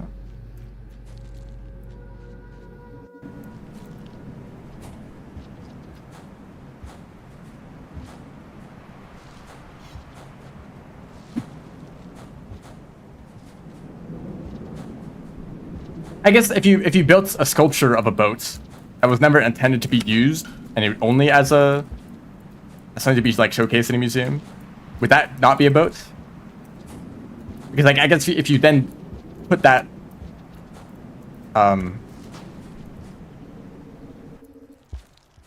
if you then took it out into water and it didn't float like a boat is supposed to do, I guess you'd say, yeah, that's not a boat. It's just supposed to look like a boat, but it's like just a thing in a museum.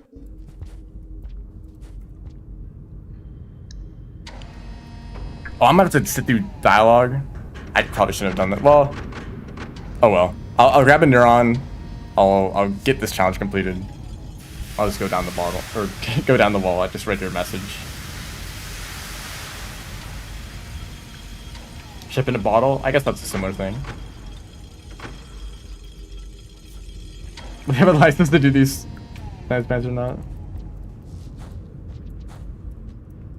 If you slowly remove every part of a human from their body and replace it with another piece, or replace it slowly piece by piece with another human's body, how many years will you be sentenced to prison?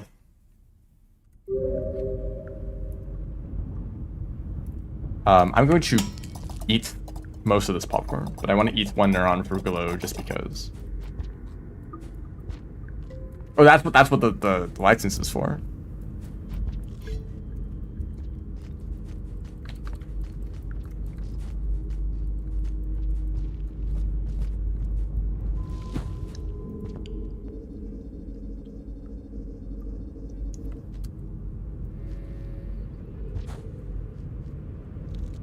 I mean, your body's doing that all the time anyways. Slowly replacing every little part of it. There's like some part of your body that doesn't get replaced, right? Like it's either your brain or your heart or both.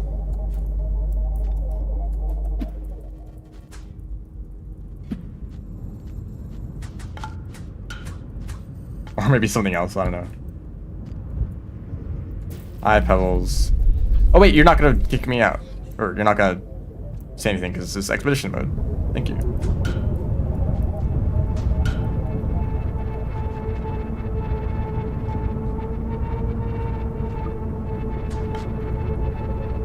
Brain cells, please.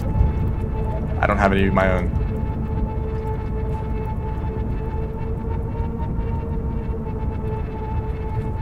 Thank you. Okay, we're leaving. Thank you, Pebbles, for the donation. You definitely sent to.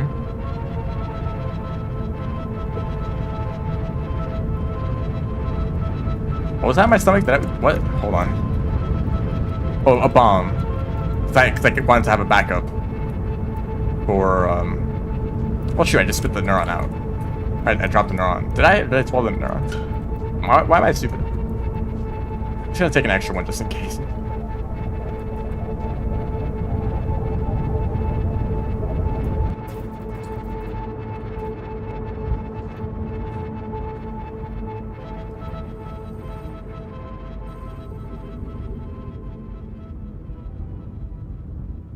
Heart regenerates very slowly, but it still does.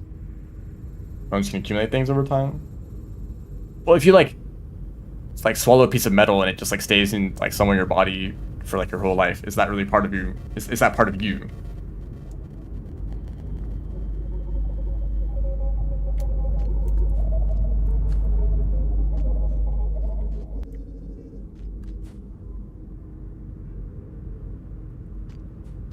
I guess that's everything, though. Everything that you are made of is just things that you ate or breathed in at some point.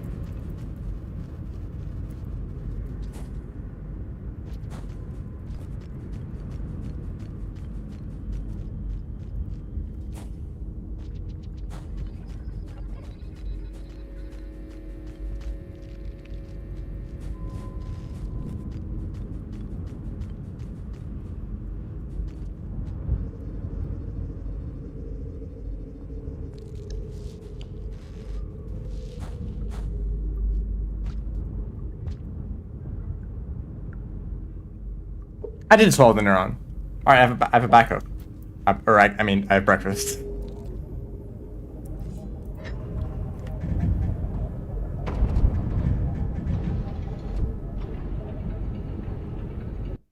Parts that regenerate.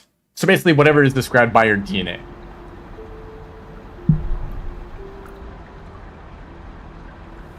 Like you can have like blueprints for like a house, and you can follow those to construct the house. But then once the house is built and you put things in the house, those aren't part of the original blueprint, so they're not like part of the house. They're just things that you put in after the fact. But if the house was damaged and you needed to repair it, you would, like, I don't know if you'd follow the blueprints, but an object maybe kind of falls apart, but you know, you would design it to be the way that it was before. So if repairing it is restoring it to the way that it was before, so it's still the house, but just like putting in furniture, that's not really the same thing.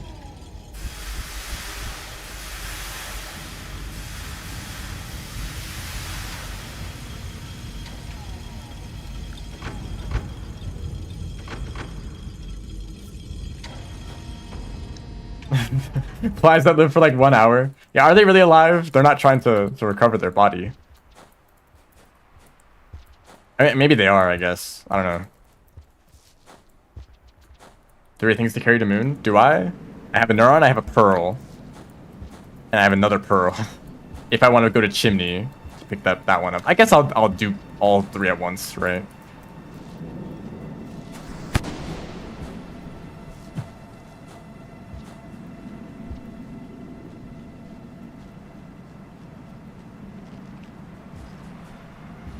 I don't think half of those words rhyme with 5, actually.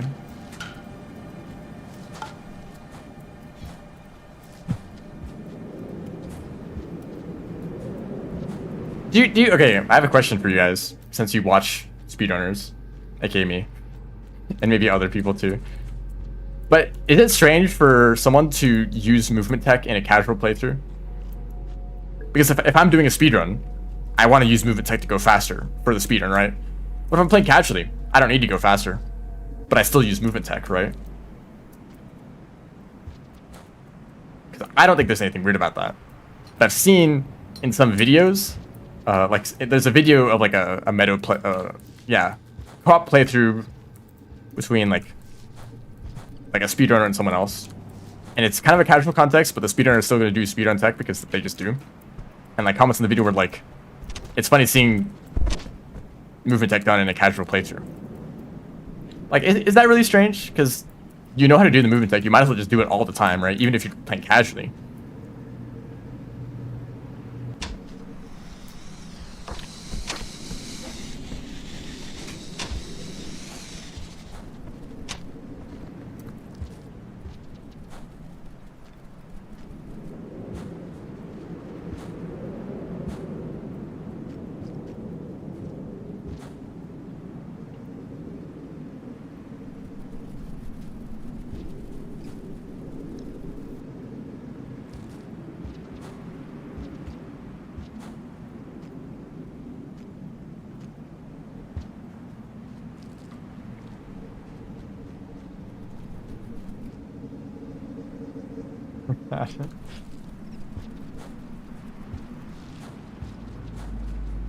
Okay,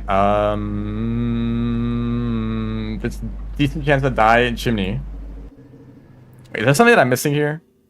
Sub, farm, salamander. Not really. I'll want to go through all of Shoreline first before I do those other challenges. Even IRL.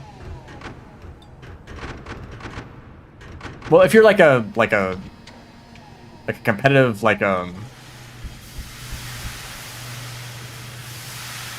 if you run marathons, you're not gonna be like running around casually, just like all the time. Although I guess like whatever like improved or like the training that you do for marathons will also like help you just casually just like by being like more fit, I guess.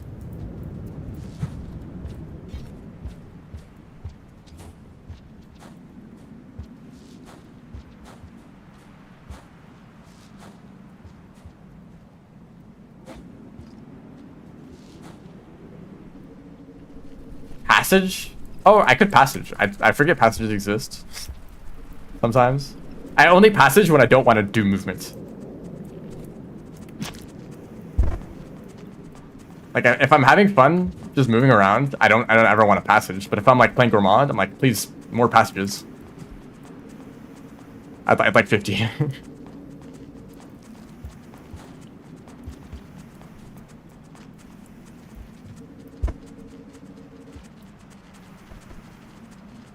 I don't like this.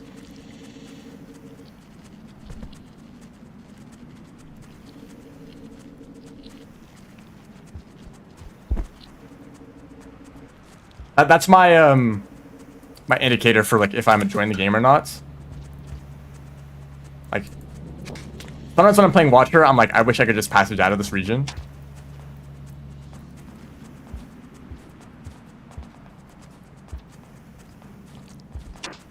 Man.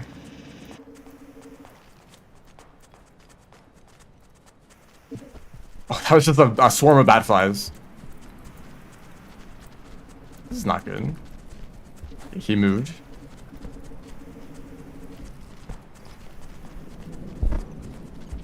Hello. Welcome to the stream.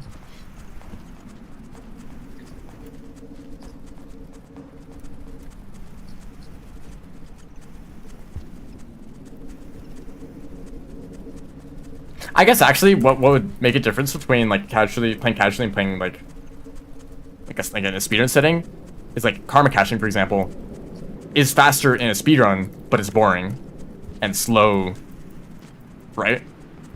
So when I'm playing casually, I don't want to karma cache. It's less fun than just playing normally. But in a speedrun, it's faster, so I do it anyways.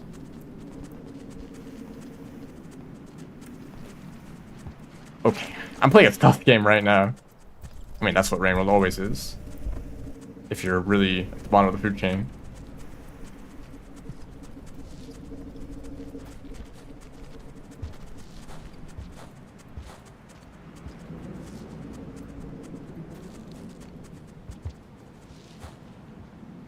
Okay, I really need to shelter. It's actually the end of the cycle.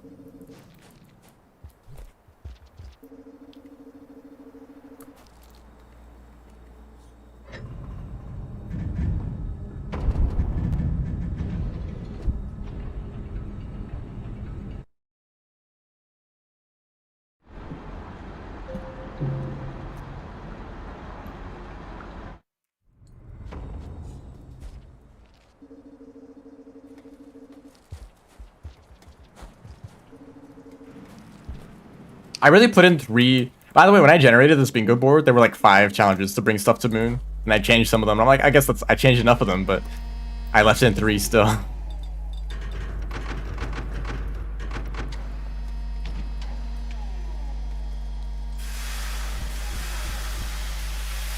I could have taken the gutter. Gutter, drainage, garbage, shoreline. I don't think that's as fast as just going to the normal routes. It's still a decent route, and if I wanted to go to garbage specifically, I would take that.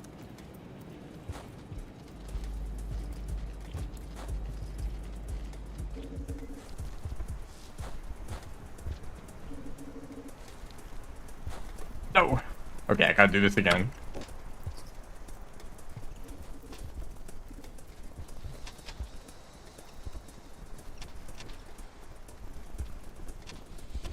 Please. I'm like almost there every time.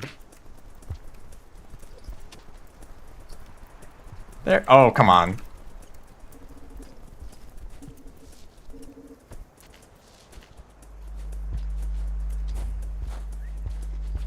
Yeah, I think if I wanted to go to subterranean, then I would have gone to the gutter. That's the Hunter Pebbles route. Oh, hi.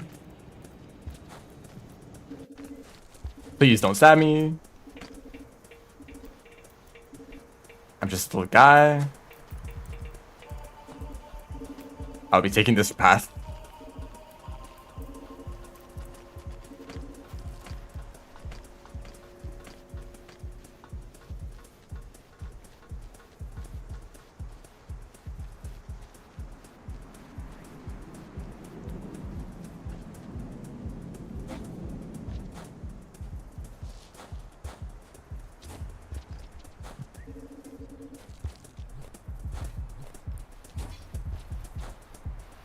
kind of scared of me.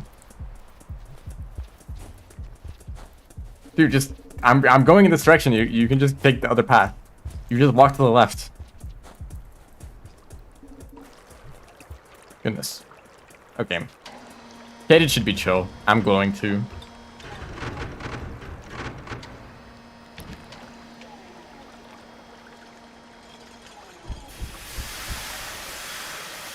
Welcome back. You may notice that the board is not complete.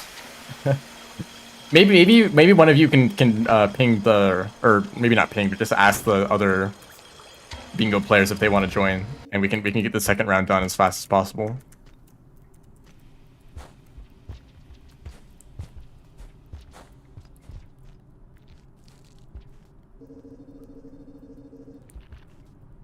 I think the plan is to, so I'm carrying 3 items right now, 2 pearls and a neuron, all to moon. And then get the jellyfish challenge, get the Leviathan dodge, bring a second item to see who joins first. I don't know if many YouTube viewers will join. Yeah, if you don't know, when I was talking about this earlier, I'm gonna do another bingo game after this one. And I'll let people join, and we can all work together to complete the board. Does carrying items through passages work? Because I remember that being really bugged. Or was that just like with the vulture grubs or something? Like, you'd have something in your stomach, you'd passage, and it'd just vanish. I'm worried about that happening if I try to trade an item between merchants. This spider's gonna kill me. Goodbye. With living creatures, is that specifically the problem? So bringing a vulture grub around would not work, but maybe like a grenade would? Oh my goodness, I'm so lucky. Move! Oh my goodness.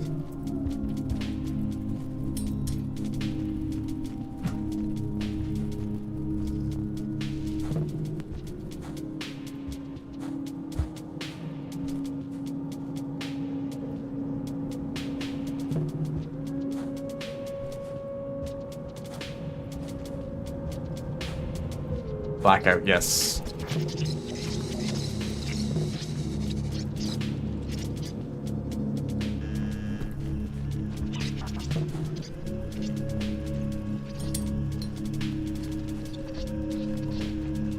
Oh, that's his den. Is it pink lizard here?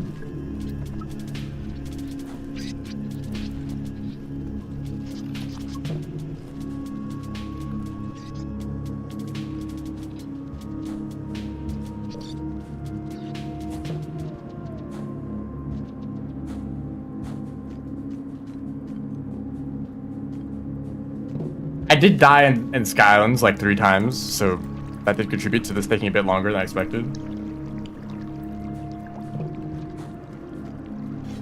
Wait, I'm no longer holding 2 pearls. Oops. Where'd the other one go?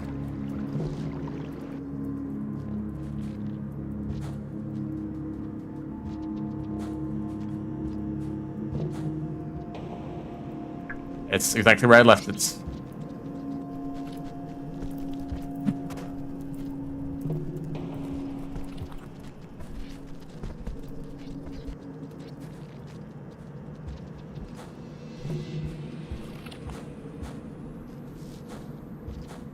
Also because I play a lot of Rivulet bingos, those are usually faster.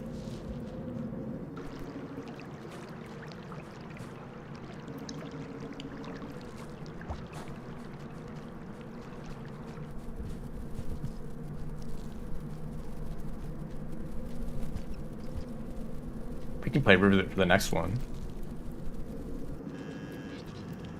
Wait, I always forget that going top route is faster.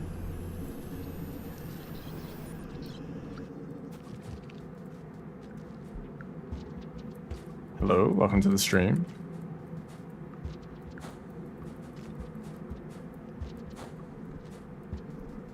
One bingoer.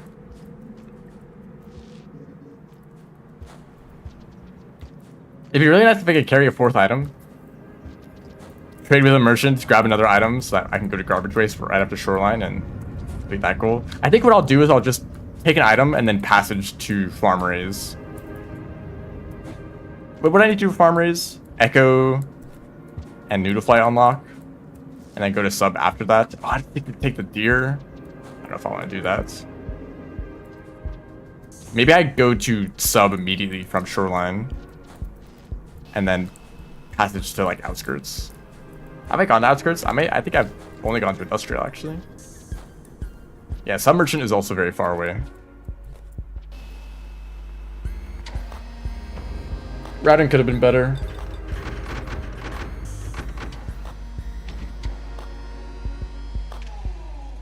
Yeah, having to take 3 items to moon kind of makes this more difficult. I'm going to lose my mind.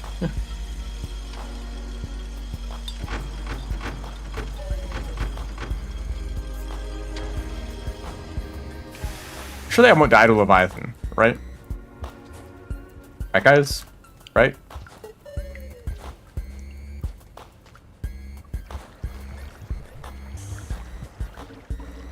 Just dodge them? That would be very efficient. That's like optimal.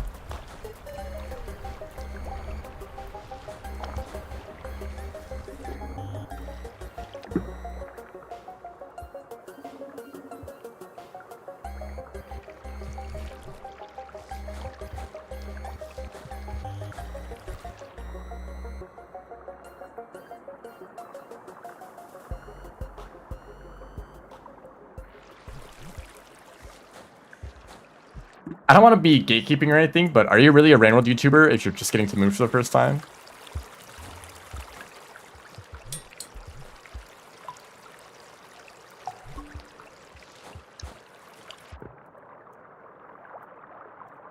Tim, you can't tame Leviathans.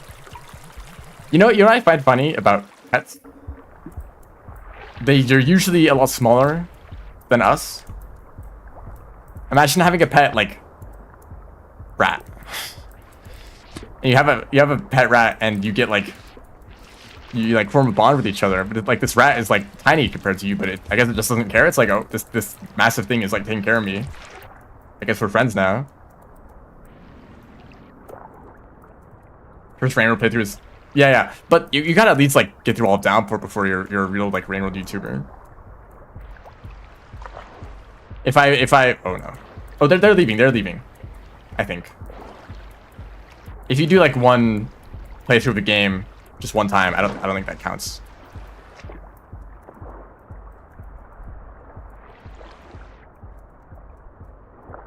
Crazy gatekeeping.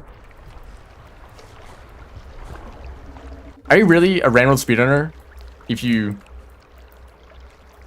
don't have like 5 world records? Actually, I don't think I have that anymore. I think I have like 2. Like Spearmaster and Gourmand.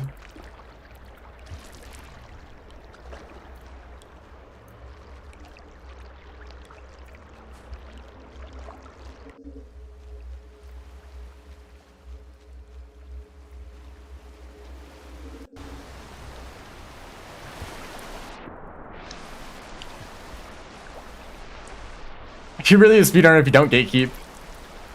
So true.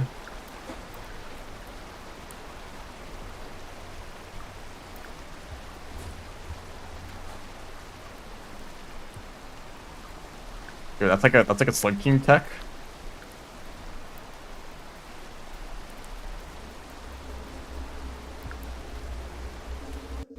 UFO 50 Grimstone Legacy. It's not even like a real run anymore. It got deleted. Because, okay, I don't know if anyone knows anything about UFO 50 Grimstone. It's a JRPG. It's pretty large. It's a pretty big game. One of the characters that you can add to your party. Oh no, I have to wait for you to like read this whole damn pearl.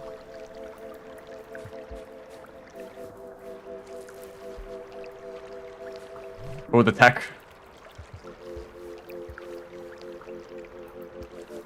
Oh yeah. I don't know what Moon's doing right there. Oh, they're trying to reach the pearl. So one of the characters that get at your party have the ability to heal, as well as some very powerful AoE spells. So they're like super valuable.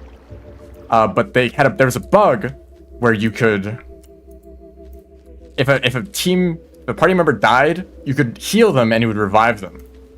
So you basically had infinite revives, which the process for actually reviving a character is really lengthy. You have to go back to a town. It's like a church. It's like you don't want to do that. It takes too long. Just use the heal spell and they're back up immediately. That got patched in updates. Not even like one of the earlier patches, like a few months after the game released, a patch came out that fixed that bug, which apparently was a bug, which makes the speedrun significantly harder, because if anyone dies at any point, which is going to happen because you're under leveled the whole time, if anyone dies, you can't revive them until you go back to a town, which means that like a lot of your runs, or a lot of the time in that speedrun, you would leave a town for a very long period of time to do as many things as possible before you return to a town. So if anyone died at any point, you'd have to go all the way back to a town to revive them, or just hope that you can keep going with that party member that's dead. So now there's a new record that's like 2 hours longer. Just because the game is so much more difficult. Hey, I got a bingo. We're done, right? I guess I'll try to dodge the Leviathan. Yeah, it's rough. I'm very surprised that I had it in me to do that speedrun in the first place, though, because it's still like 3 hours long.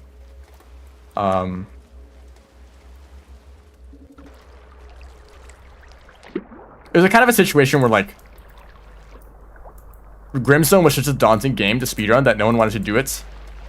Where I was like, fine, I guess I'll do it. But by the time I did that, someone else did the same thing, and basically, man, the whole story behind UFO 50, like the process of routing the speedruns for UFO 50 is so fascinating. I wish there was like a whole like somebody saw video on it.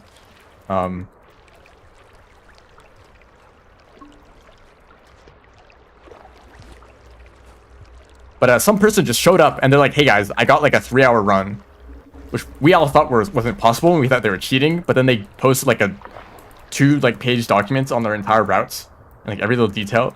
And I did a run, I followed the routes, and I got a similar time. And I'm like, hey guys, the route is real. Grimstone is not going to take like 5 hours or 8. I think the estimate was like 8 hours or something crazy like that. Because everyone in the casual playthrough took like 20 hours to beat the game or something crazy like that.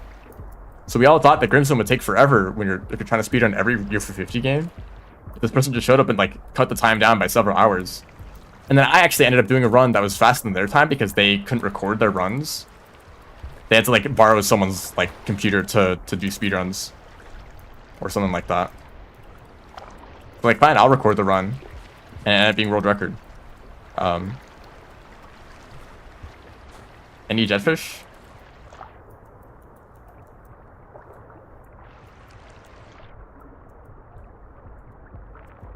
That's a leech. That's a leech, not a jetfish. How do I get past this guy?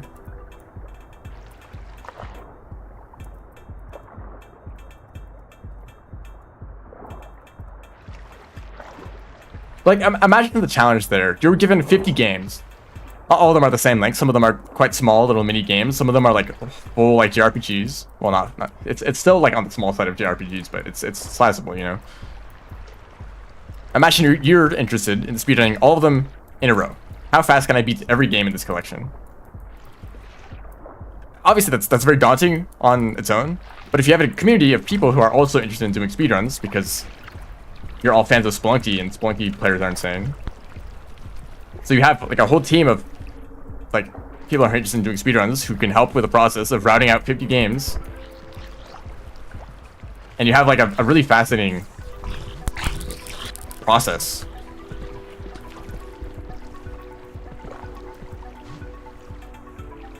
That I got to, well, I didn't really get to contribute. I contributed a little bit to Grimstone and maybe Mooncats. Is this guy dead or like stupid? I can't charge. I can charge myself. That doesn't count though for the challenge. Did the kelp eat all of the jetfish? I'm worried that I'm going to shock myself underwater and then drown.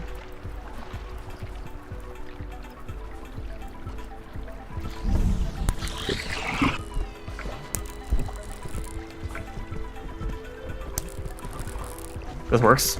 Ow.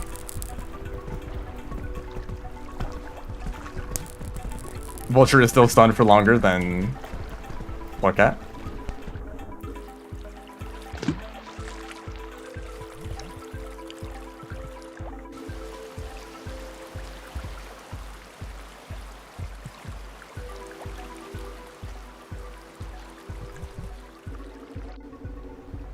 I don't know if I want to finish this board, and the interest in letting other people play the game, if anyone wants to join, I might just stop this here.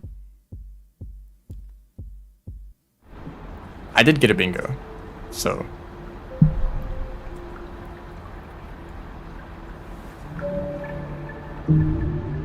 okay. A 4-tile ledge grab is not going to work first try, and you know that.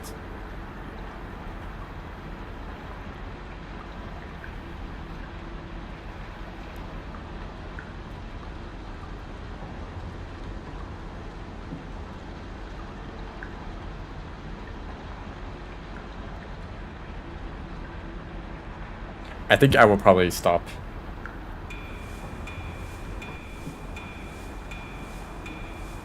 Yeah, decent Wanderer progress.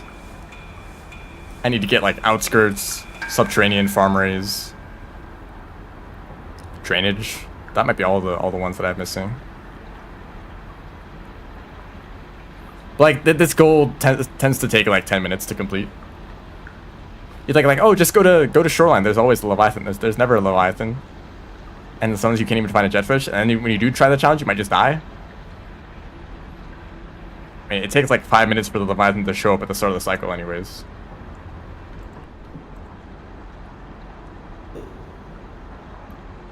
Do we have a preference for which character?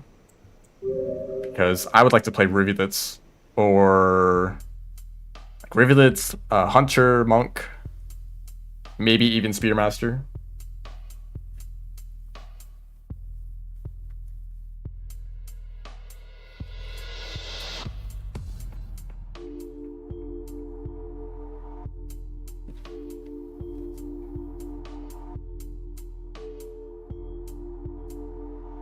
Dice. I don't like picking randomly. I'll pick Rivulet.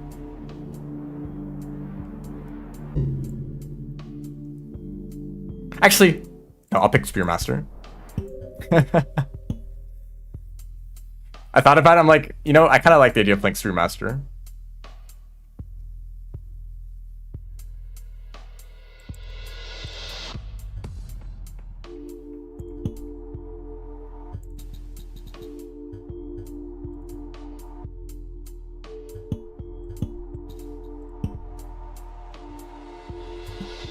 This could be a lot higher. 80. Garapa Worm. This sounds awful. I might just change this to Centipede. Because at least there are centipedes in Subterranean. Looks to the Moon. I think I want to avoid Looks to the Moon because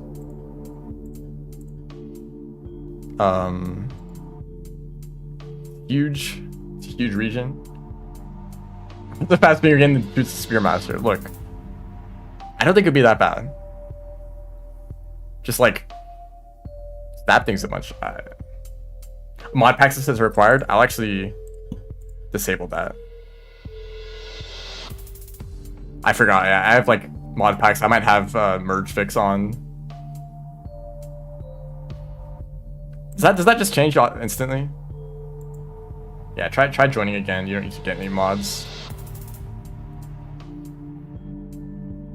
Popcorn, could be a few more popcorn. Trade with merchant. Isn't there already a trade with merchant goal? There isn't actually, so I'll leave that one. Let's get rid of this one because I don't like it. Shaded must be from exterior. That's gonna be messed up by someone. Never use rocks. Karma flowers. Is there already a karma flower goal? There's not, so I will leave this at like 6. It ain't updating. I am just using the one on the workshop. It should be updated. Unless there's an update today.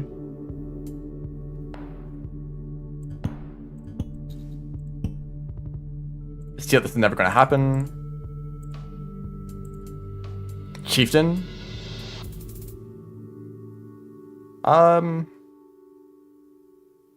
Sure. The mod pack thing. You don't need the mod pack mod. Just try joining the lobby again. Do not enter 5 pebbles. I see no reason for those kinds of challenges.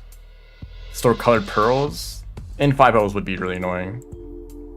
Touch Leviathan. Shade Echo, sure. I want more generic challenges like get unlocks or like I'll actually add those on purpose.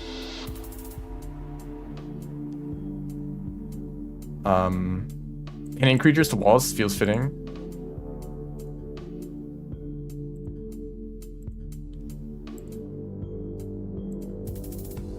Snails in different regions, yes. Strange passage, no. Actually, I'll go look for a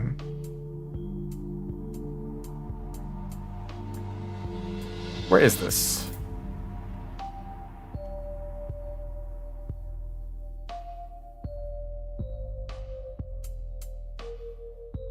Getting arena unlock. There it is. Oops. Salamander unlock? I don't even know where that one is. Outlaw is really easy, but I'll leave that in. Grenaded farmer is stolen, pass it. Actually, this is fine because there's multiple players, so one person can fight the scavengers, someone else can befriend them.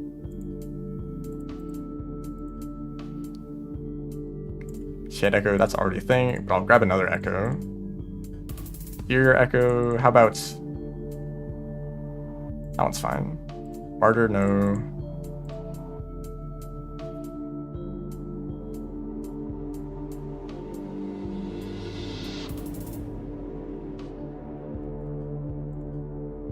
Friend of White Suit Kata.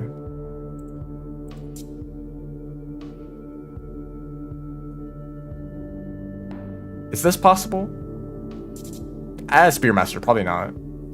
Like colored pearls. Oh, actually, like 5 colored pearls. Swordman shaded, that's fine.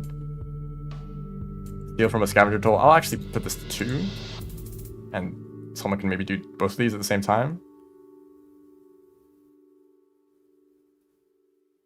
Befriending Mole Lizard, I would rather this be a Cyan Lizard, sure.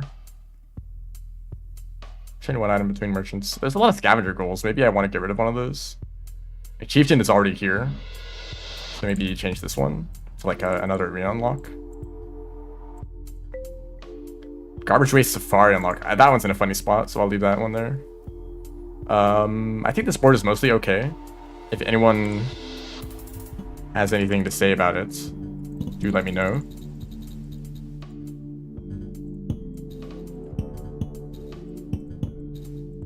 We got 5 people here. Oh, took a moment for the color to be realized.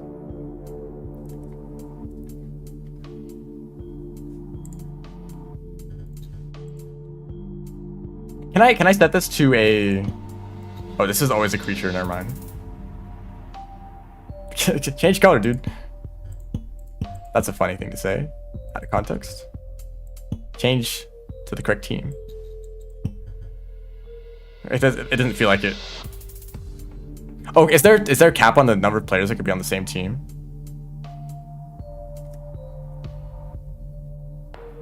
That might be the problem. It's actually just not changing your color in general. Huh.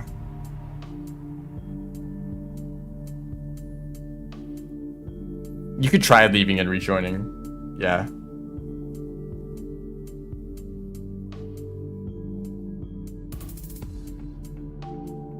But honestly, it's not a big deal if one person is the wrong team.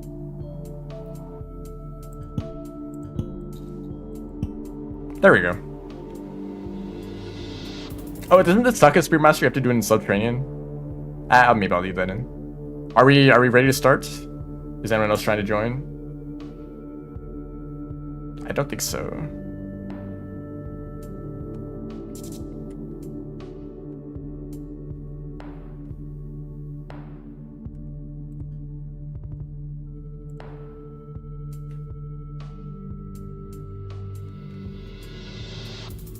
All right. Good luck, everyone. Oh, ready up to.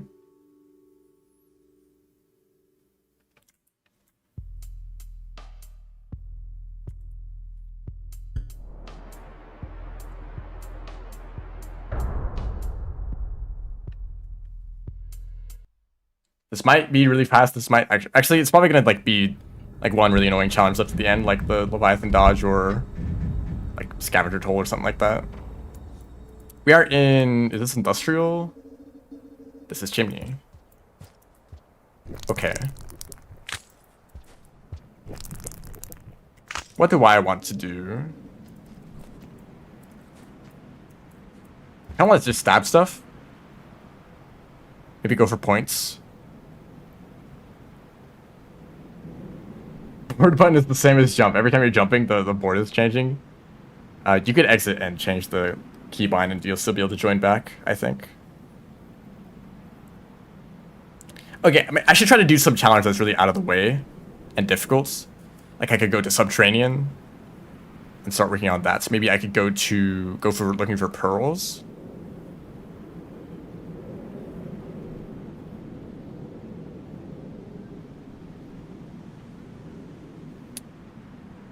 I think I'll go to Shoreline and then I'll go to Sub after that. I realize it's actually a waterfront facility. I need Karma.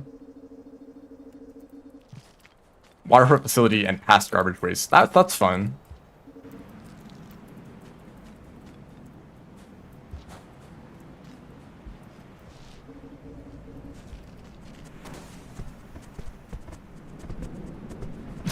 Rise.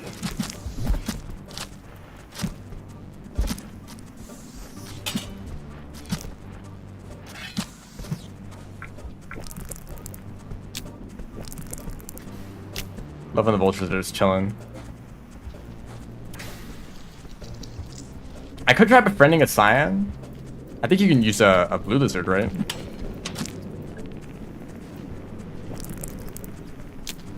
Oh, right. That doesn't work. No, drop. And of course, I saved your life, dude.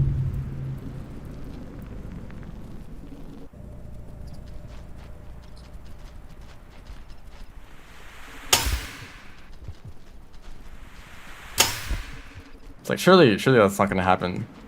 I'm dead.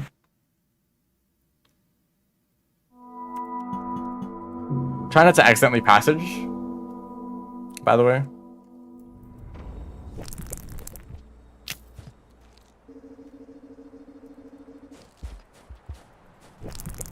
I'll probably just go for the Karma Flower just to make sure I don't lose more Karma. Karma Flower and then...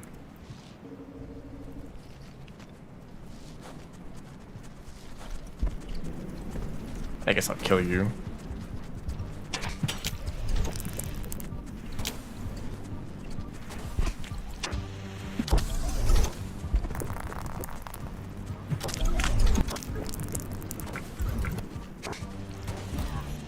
I think it'd be easier to tame one in industrial.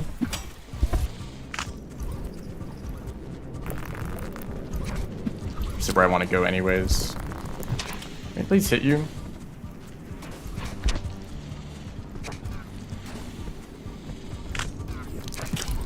Mod spheres aren't real.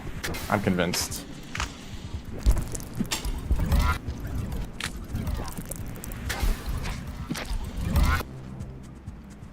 He's dead. I think I did enough damage from hitting him. Yeah, I just did enough damage naturally that one mouse was enough.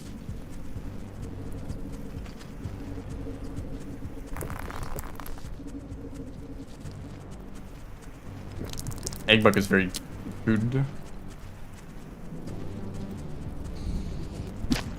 Thank you. Okay, goodbye, have fun. I think maybe that vulture got a scavenger.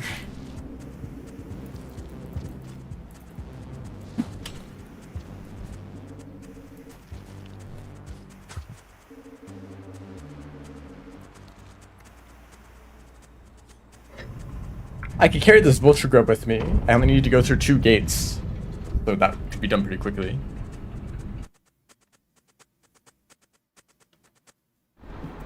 I hope my game doesn't crash. It looks like it might be thinking about it.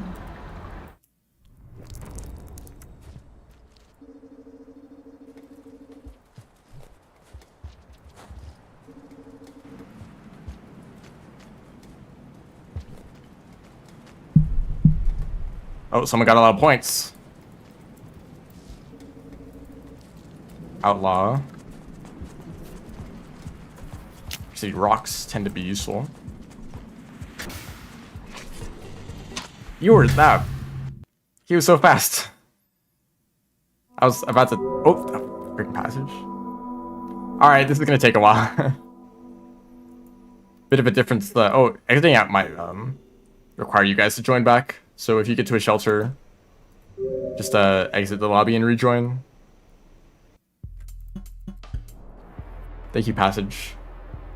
You killed an elite scavenger squad. Well, maybe you could be the one to bomb the farm raise toll. Someone else will have to get chieftain. I'm back at bottom karma. I should have got that karma flower.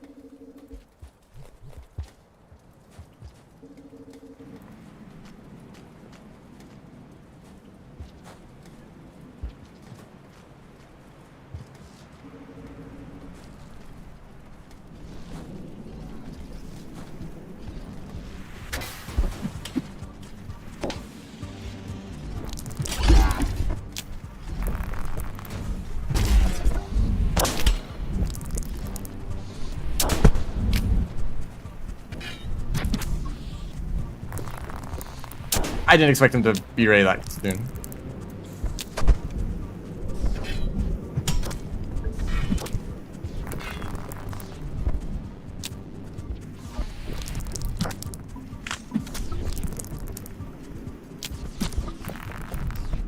You know, I should have done last time. I was thinking about trying to tame a Scion Lizard, but I think I'll just skip that and save it for later.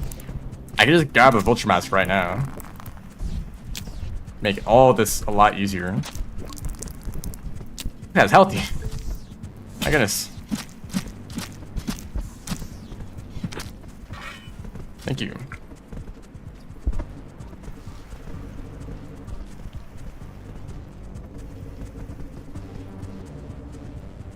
Did a scavenger take the karma flower? Oh, alright, I guess someone else got that instead. Congratulations.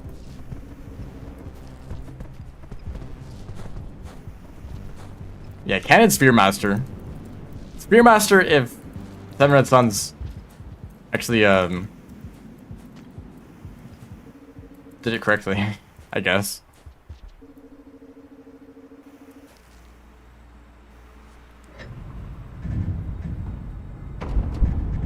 I think I'm still gonna head to roughly like Shoreline. Oh yeah, you have to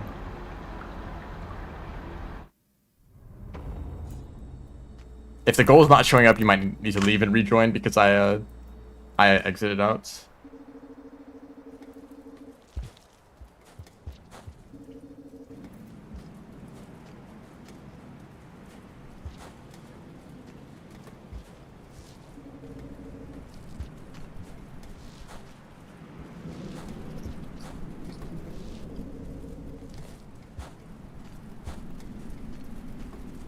Now I'm looking for food. There's nothing here.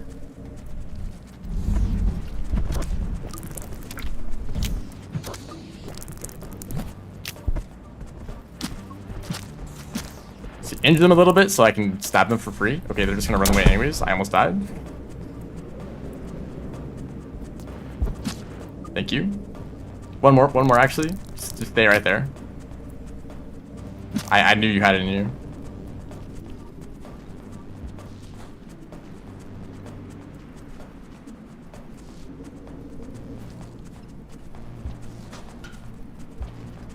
Hi, we're friends, right? We're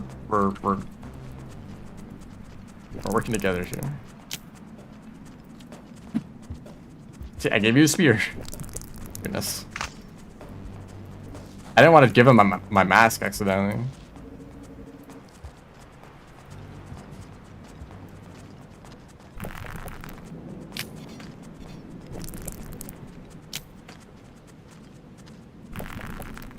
He's pointing at my mask because he wants it.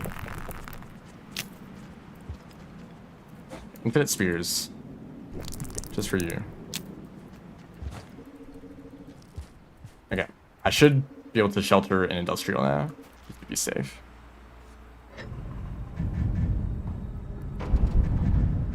Yeah, Shade has a lot of stuff. Garbage.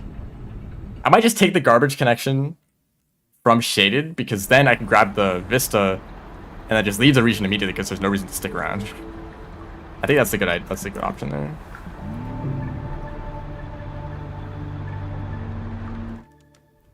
And I think if I'm gonna trade items between scavengers, I'll trade between the Shaded and Subterranean Merchant. And that is kind of a long distance to travel, but I won't need my mask at Shoreline. And I'm gonna keep calling it Shoreline because that's what I'm familiar with, not Waterfront Facility.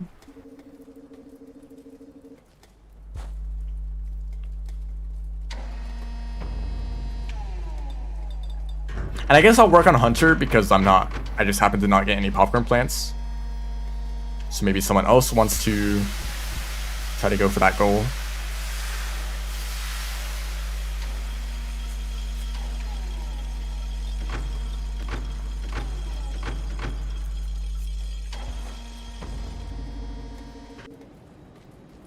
Explosive Spear, hello. I don't actually think I want that.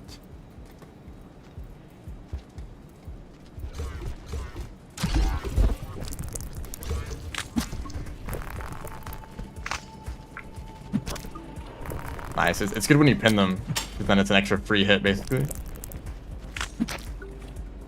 Now I already have most of my food.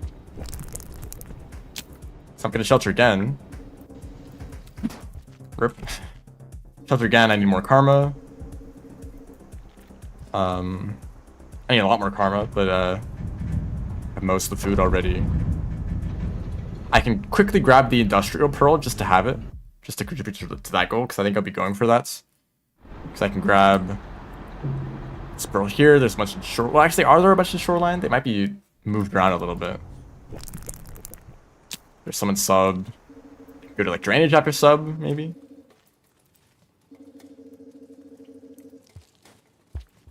I could have tried to gotten the one in Chimney.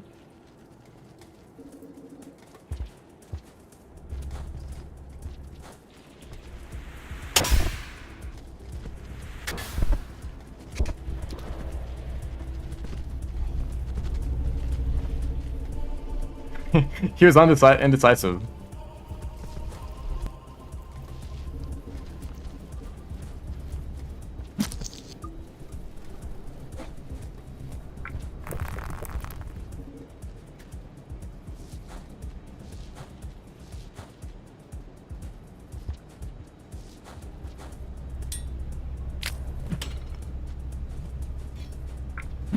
I can give this to some scavengers, that'd be nice. Oh, someone got Hunter already? I guess I can eat popcorn. The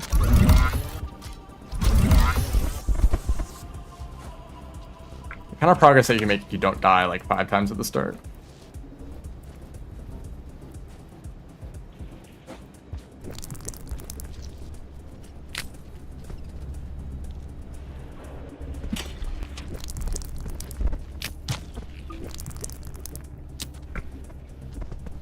Do you think I could feed this? Fine. Oh no, he's injured. Wait, did I already stab them? Oops.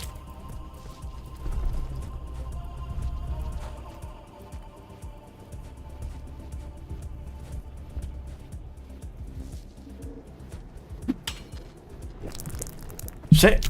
You're already in shaded? What am I doing here then?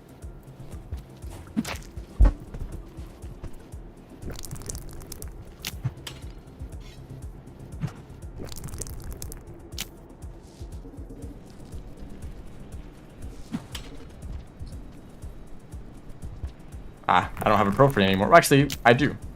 Literally in this room.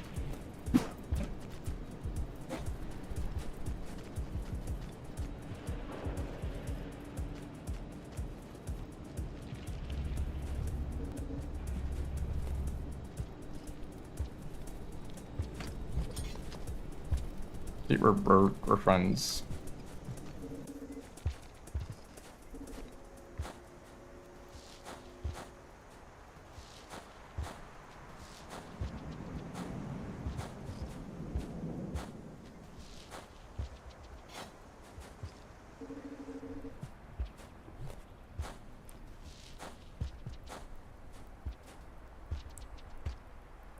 I could just stay in industrial and try to tame a cyan.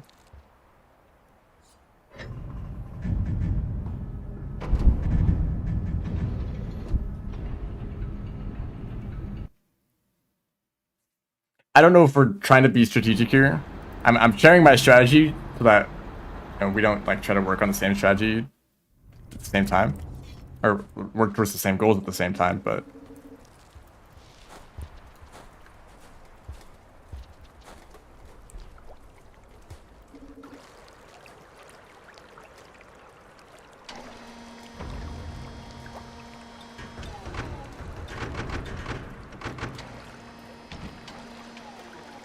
so I want to. Oh, there's a vista somewhere. Still gotta look for that. If only there was a convenient map with vista points on it. That'd be helpful.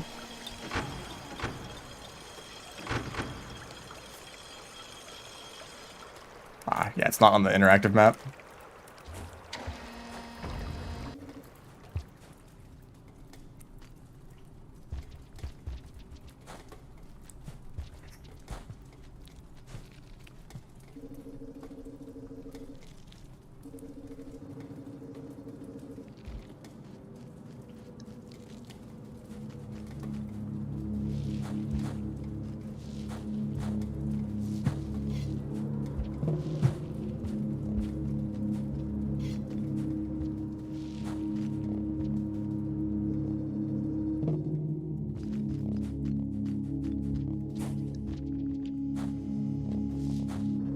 That should be the one that's like right here.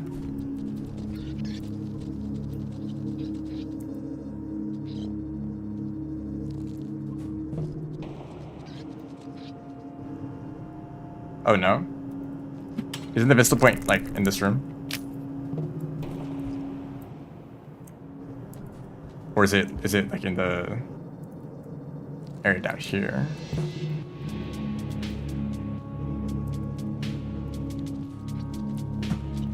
How did I... Was I even holding in that direction and I just didn't notice? Closer to the bridge? On the other side? Fine, I'll look at the map.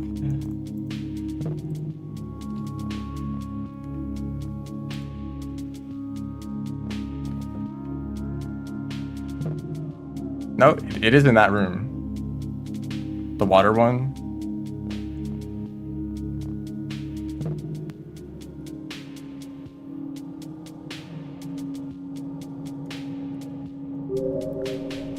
Yeah, there are new vista points. Oh, I should have carried the pearl with me, stupid. The industrial pearl. I should have brought that to Shaded. Oh, someone got points, congrats.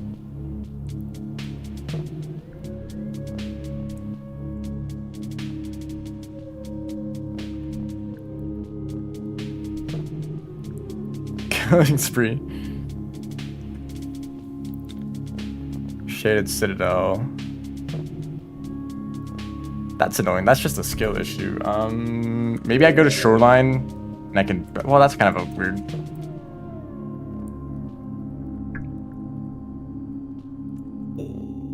I can't exit out because I'm the host.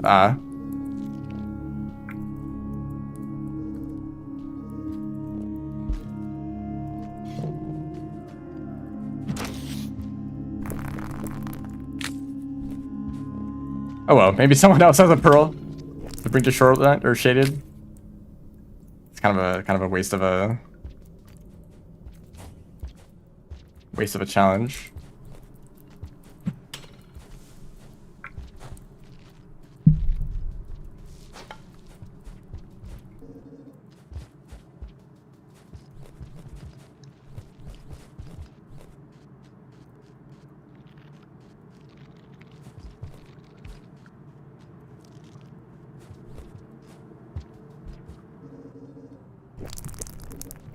There's no flashbangs here.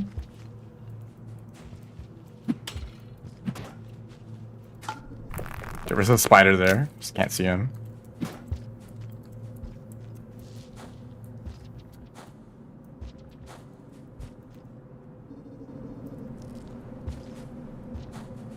I guess, like, what do I need to do in Shoreline other than just go to Subterranean? So I was gonna go to Garbage Waste first. I guess I could just still do that first.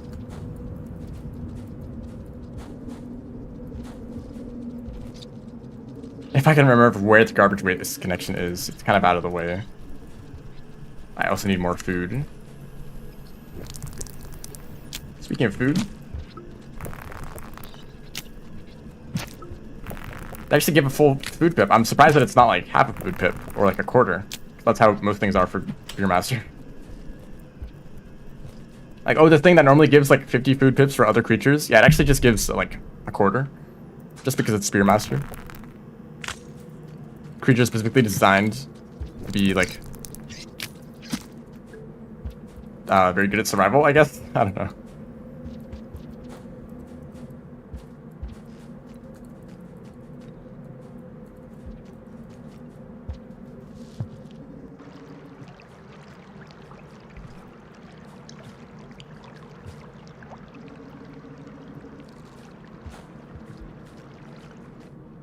Someone else got the blue fruit first.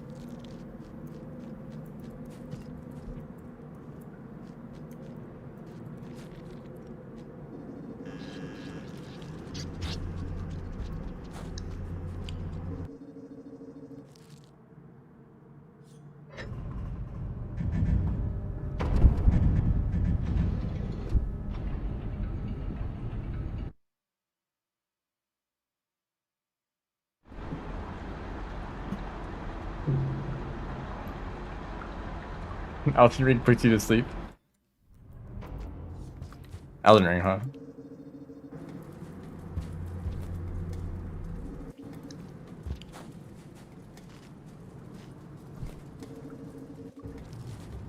I guess this is the path to get to shaded or to get the garbage, but it's kind of like a boring because it's boring. I see.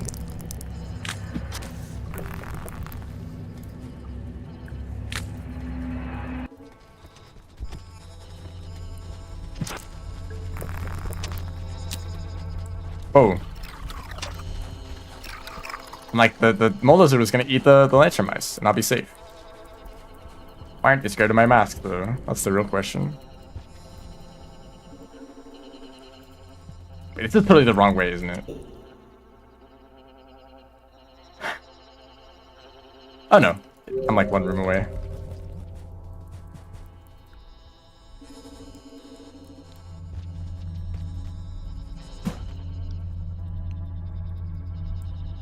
And there's a pole that magically grows here when you're playing Artificer or something like that.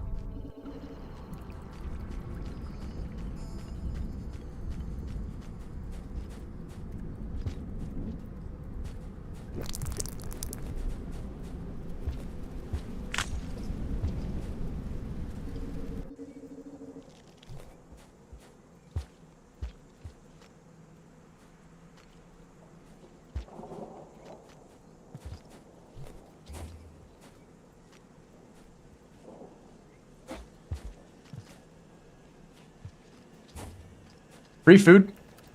No. That spider really gets scared of an egg bug. Oh, he fell to his death. That's tragic. The explosion, you can see the explosion. Or the egg bug popping. That's really funny. Hello. Can I hit a single thing?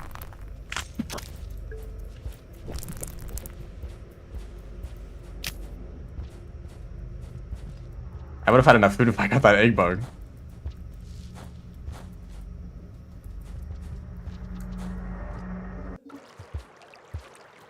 Okay, entering garbage wastes. Just get like a few squeakados, grab the unlock, and then leave.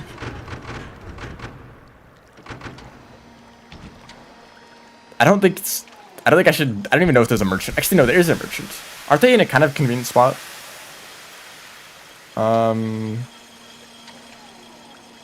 Past garbage wastes. So I'm here.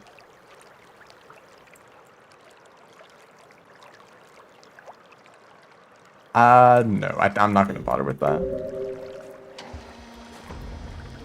Rather watch paint dry. Surely Elden Ring can't be that bad.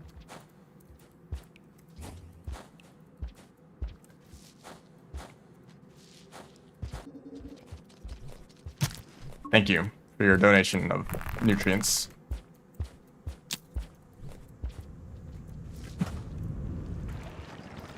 Hi, that's another dropper right there. Somebody almost like got grabbed by them from both sides.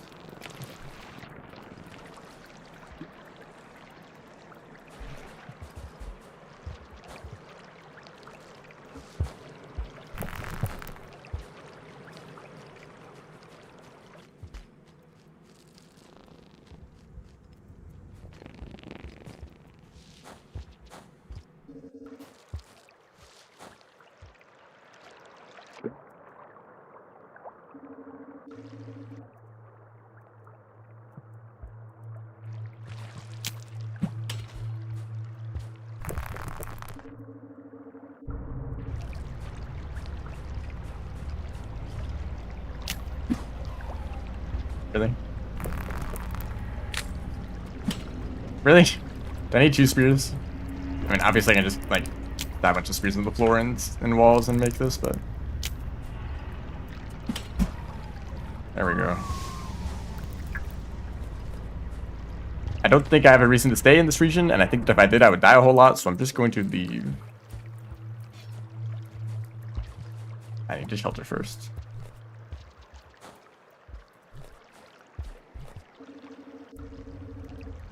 It's interesting. I guess it depends on if the challenge is well balanced. Celeste is a game that I really like, but it is also difficult. Oh shoot. And when you're playing Celeste, I think it does a really good job at keeping you motivated to play the game, even if it's difficult. The fact that respawns are really quick, the fact that the music keeps playing continuously, the music's pretty good.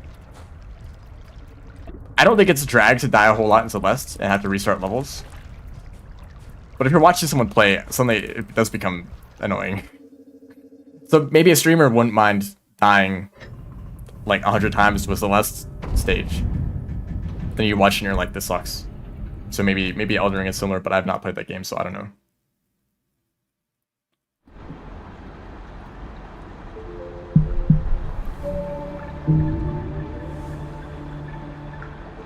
Especially like usually those Souls games, they have like a significant walk back to bosses. So you die to the boss and then you have to like spend 5 minutes just to get back and attempt again, but probably die pretty quickly.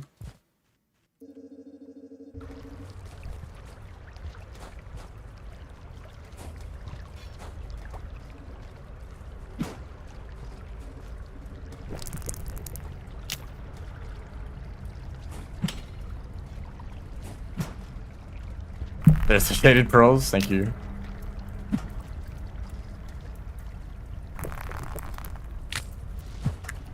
Hey, that does work.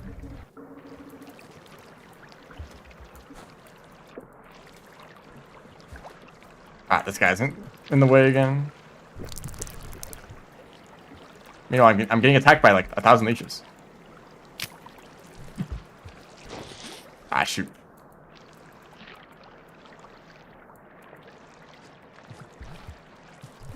I'm like 80% leech right now.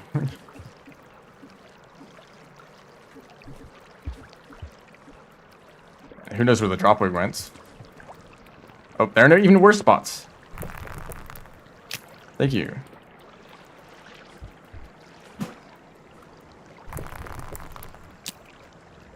Am I doing the best? I guess I'm closer to it.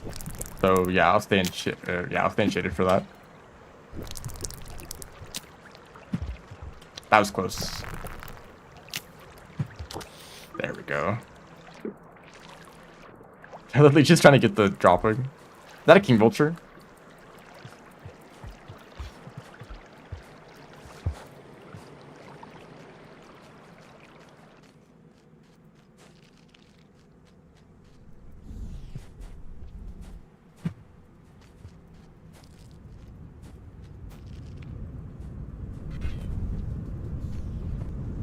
I might want to throw boost for this jump, scavenger. Nothing personal. I can do an EI jump. He still wants to attack me.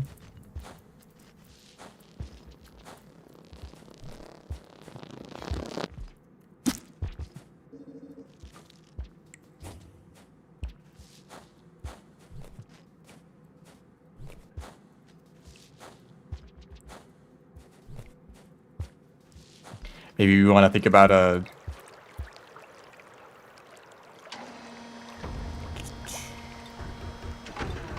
So Vista's fairly close. Chieftain is gonna happen eventually. Snail. I should have pinned a snail. There. Did I see some snails? Am I making that up? Were there snails there? Oh well, there's gonna be snails elsewhere.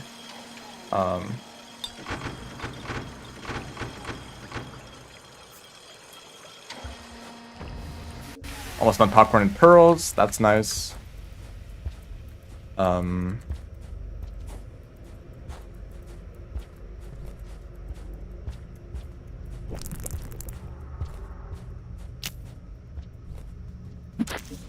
Nice plant spider.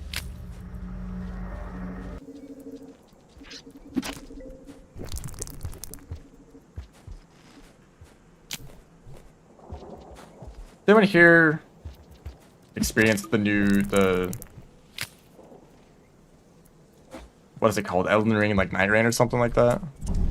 You are Abomination. Yep, I just no counterplay, like they just sped up. Okay. I've heard one person talk about Night Rain, and it was like, the game is cool, but it's not replayable. Which is not great for the kind of game that it is, I think. I don't know. I don't really know anything about it.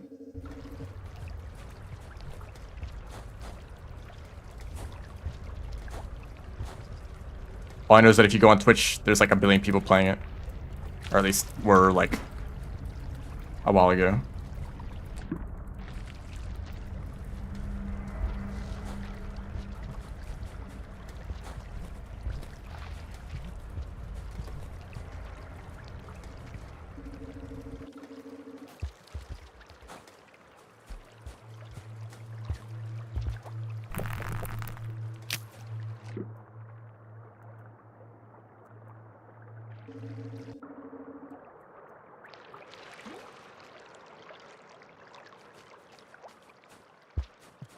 I might just passage back. I might just get the shaded Vista and then just passage back to Chimney or Industrial.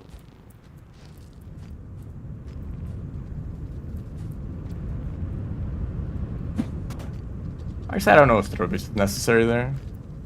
I drop her. That's just a wonderful spot for you to be in.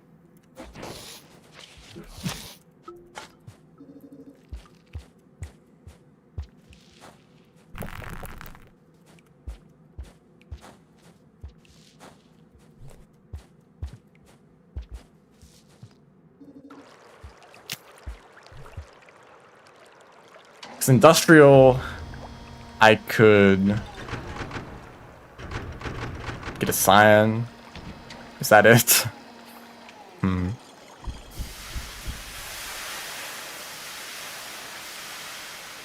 could just like focus on Chieftain at that point. Trading merchants, trading between merchants. Or no, I can grab a right. I think what I'll do is I'll grab an item from a scavenger merchant and shaded. I'll bring that to like Skylands or something, because I think that'd be easier than going to garbage wastes. And a mask would actually be useful. Okay, no Mira's Vultures, please. Thank you for the meal. It's funny that the eggs just vanish when you do that. Like you just instantly absorb like all 6 eggs just instantly.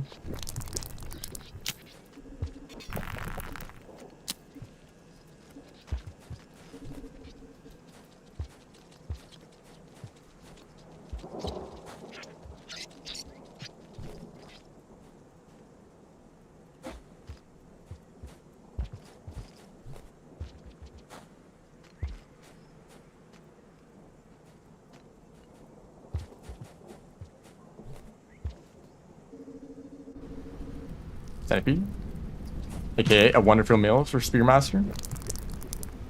Yeah, I need to look to the map. Wait, I think I'm fairly close to this Vista. That was Farmer A's entrance. Nice. So from here, oh, I'm very close. I should go down here. Ow. go down here. There's also like a billion kelp for me to eat. Great Spearmaster food. I wish I could see.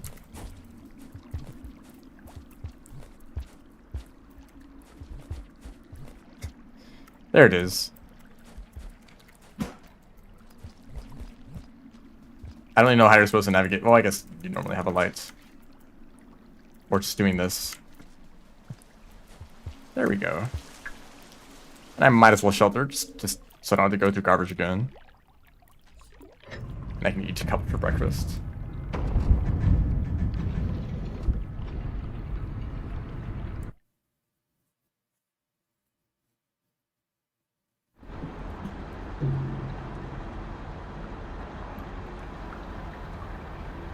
The loading times are getting longer. Farm raise echo 2. That's wonderful. Where's this kelp again? I can't see. There they are.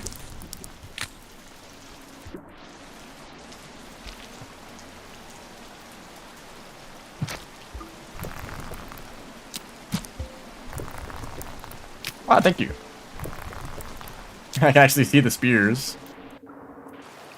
There's the vista. How am I supposed to get that?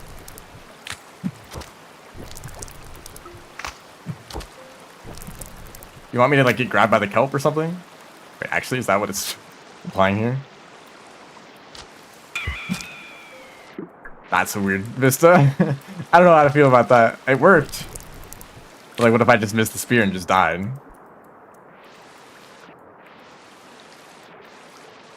Anyways. Merchant. Yeah, I think that's the goal. Get the merchant and then go.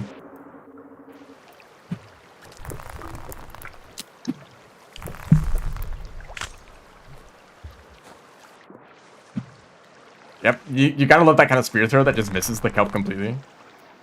Maybe because it's entering the water. Hold on, I'll just stand over here.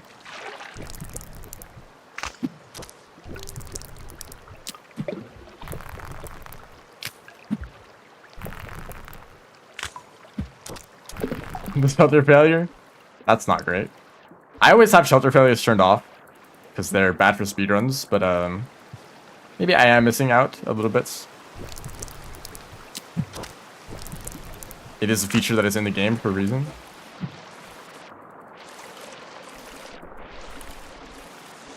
Yes, you can turn it off.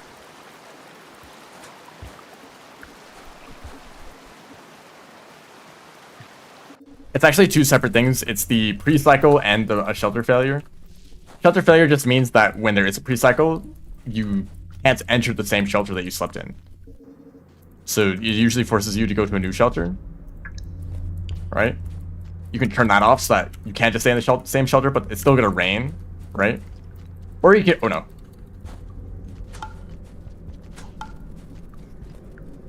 Or you can just turn off the pre-cycles completely so that it doesn't even rain at all at the beginning of the cycle.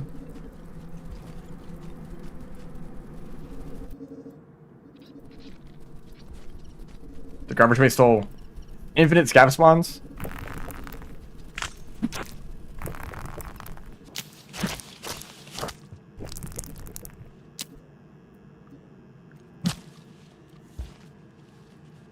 Infinite points is what I say.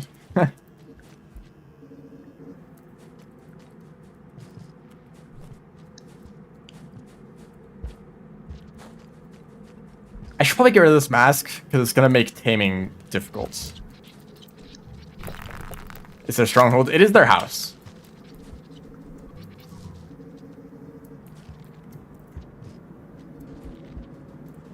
Maybe I will give this guy a mask.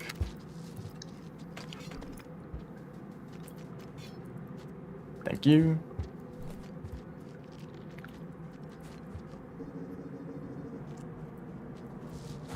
Time to head to industrial again.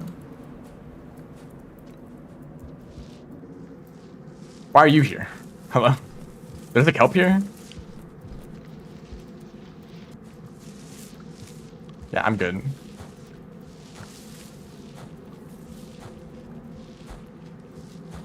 Wait, there's a tunnel across the entirety of this room here? Why did I not know about that?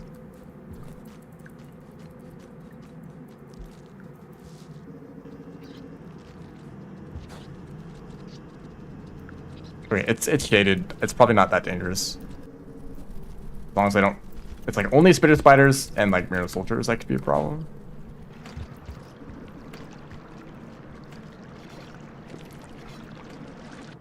I'll give that explosive spear just for rep. And this lantern is still it counts as being an item from merchants.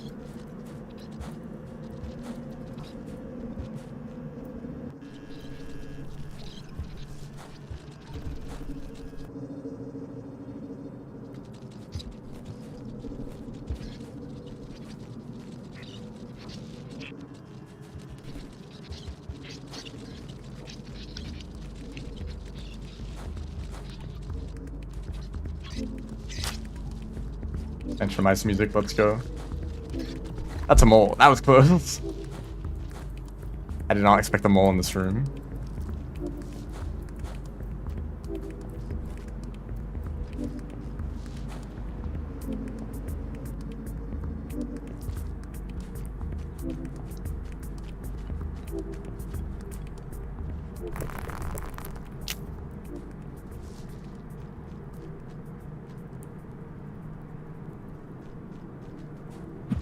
Nice.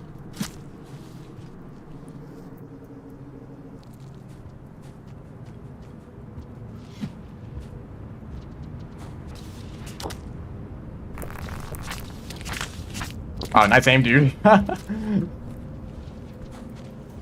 green lizard. Ah.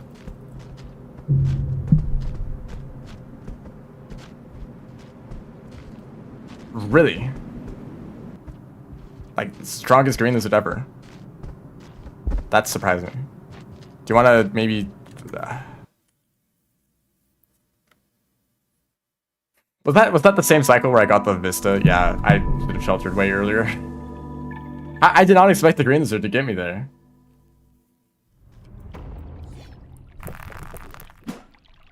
It's all time to do all of that over again.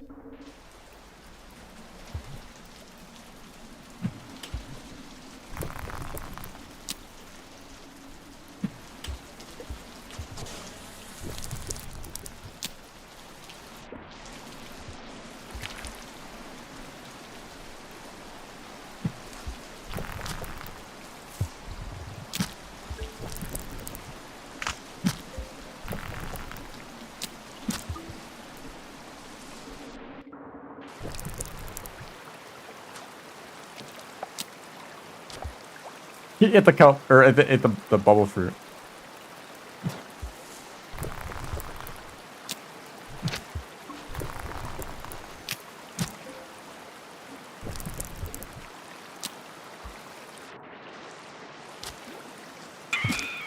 I can't believe they added a Vista that requires you to get grabbed by a kelp. I lost the well, I guess the cornflower isn't a big deal. Someone else will probably get that goal.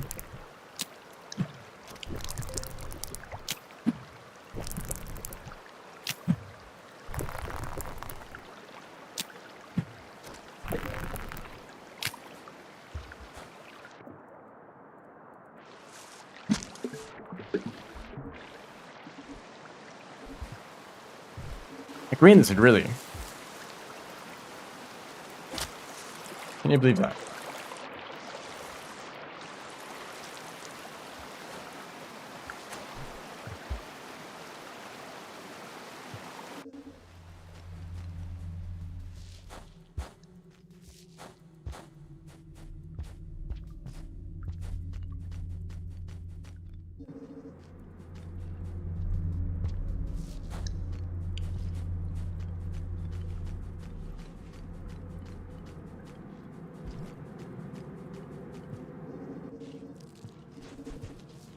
Just a spitter spider. Just hit one of these spears. Oh, he's getting revived too. I'm gonna fall down here. I'm down to dotted quest cookies. Just a series of bad decisions. Unless they just want to ignore me. Oh yeah, I'm dead.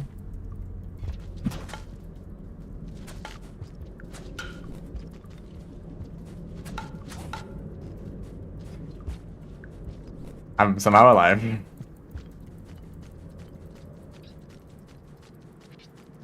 I wonder if Spearmaster dives are easier to coalesce escapees because they're lighter. It's like one of the few things that is relevant. Sorry, I hadn't finished creating the spear. Just like give me a moment to just like sit in front of you and just make a spear real quick.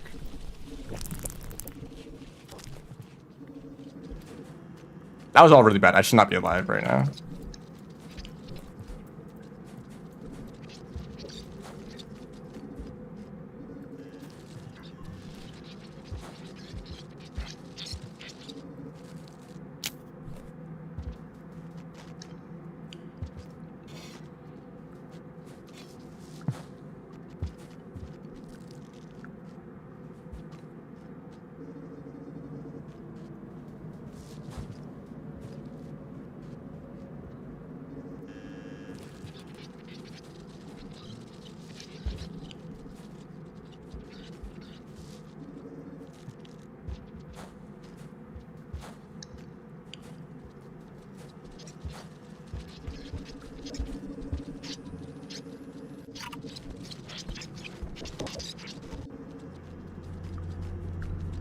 How about we shelter right here?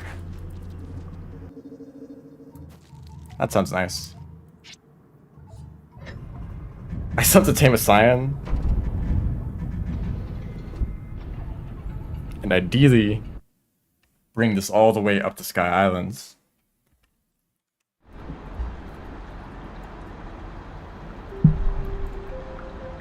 There's that goal.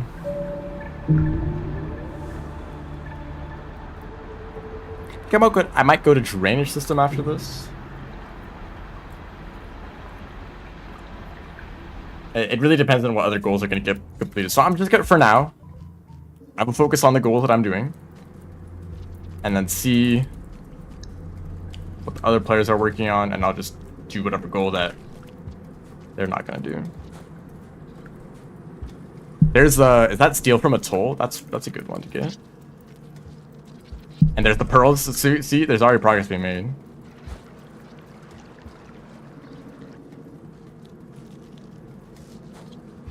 Don't ask me why I did that.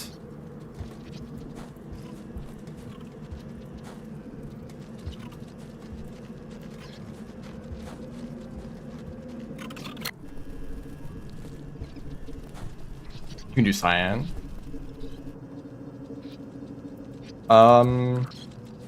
I guess so.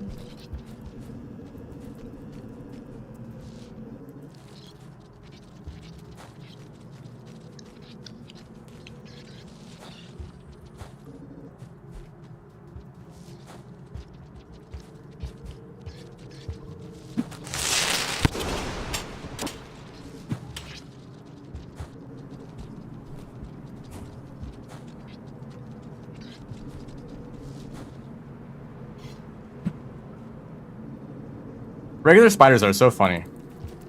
They don't even want to like attack you most of the time. But also they could. And they like to just grab onto you for no reason.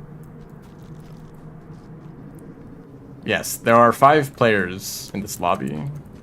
It's Spearmaster, so it's taking a while. No, I'm bad. But yeah, I'll just stand here and create a spear. Surely there won't be spiders here for the second time.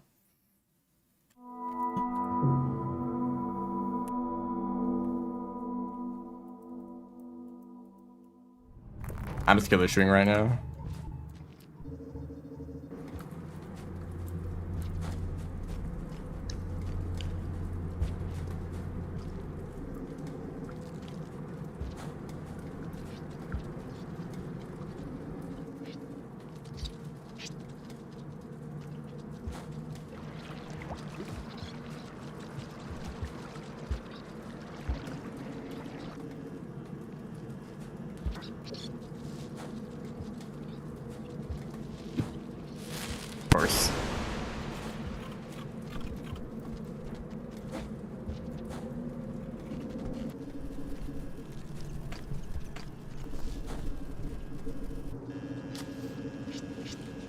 Yeah, it'd be very strange if there was a team. Plus, we've already gotten a bingo, the vertical one, down the middle.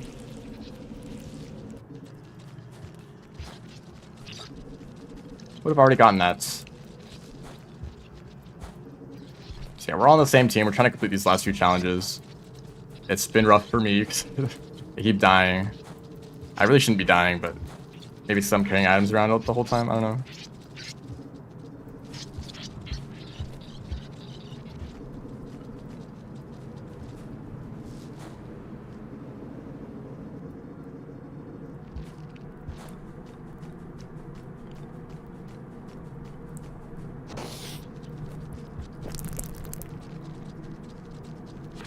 I feel like going for just a bingo always ends up being too easy unless it is like a competitive team game or like 2v2 kind of situation. Because you could just like find the easiest 5 challenges, complete them, and then you're done. That's a Mirror's Vulture.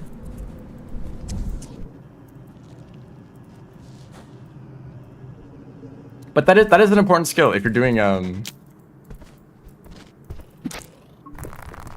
like to be able to recognize what the easiest line is. Be able to just like do it real quick. Maybe I'll do that next time. Although I might need to stream Hollow Knight soon.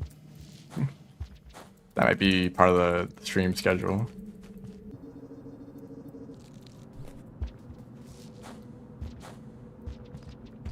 Surely.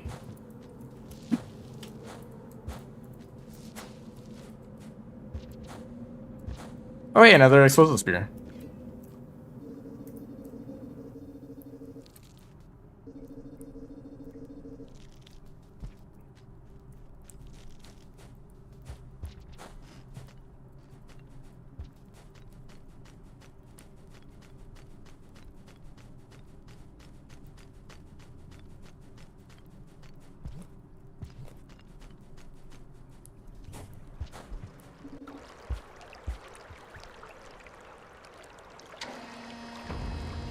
Are these goals in drainage system?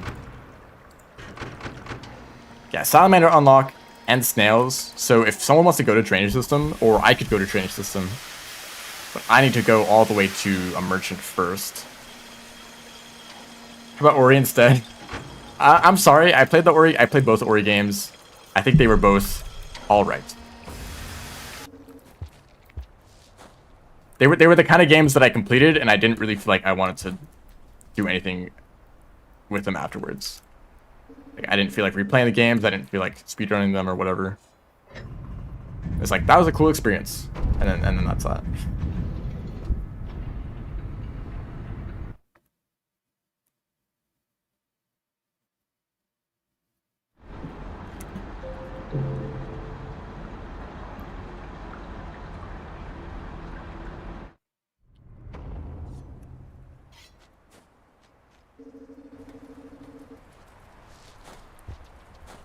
More than Hollow Knight. I also don't like Hollow Knight that much.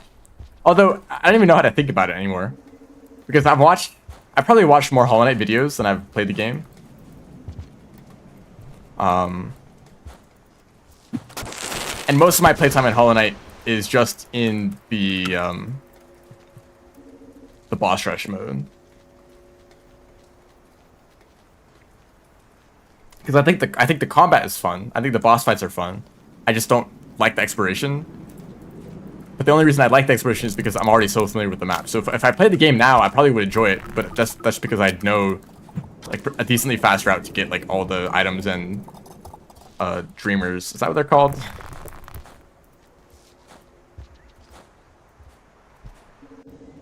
Like I don't know how to speedrun the game. There's some skips that I don't know. Like I don't know about like shade skips or like the fireball skips. I don't know if I could do those without a bit of practice first. But I could probably beat the game in under like a few hours.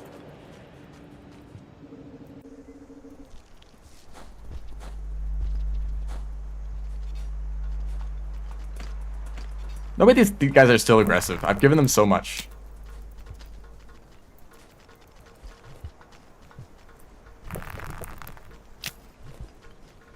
So I'm a little bit worried about Silksong. Not that it's going to be a bad game, but that I'm not gonna enjoy it the same way that I didn't really enjoy Hollow Knight.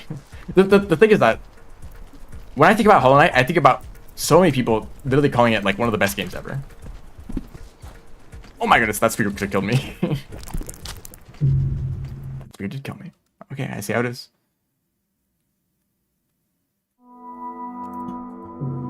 Because my experience with Hollow Knight was, first of all, that like exploration is like kind of annoying, and I don't really like being lost.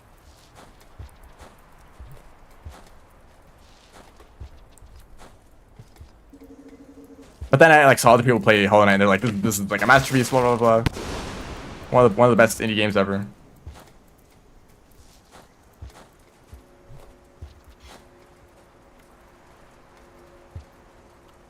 There's a decent chance that I will play Silksong and be like, this is a cool game. And then other people will also be like, it's amazing. I don't know what kind of expectations people have for Silksong. I think it's just gonna be, I don't think you can expect it to have, how many years have we been waiting? Like 7 years or something, some crazy like that. I don't think it's gonna have that much content. I think it's like a game with like 4 or 5 years of development and then like a bit of extra polish.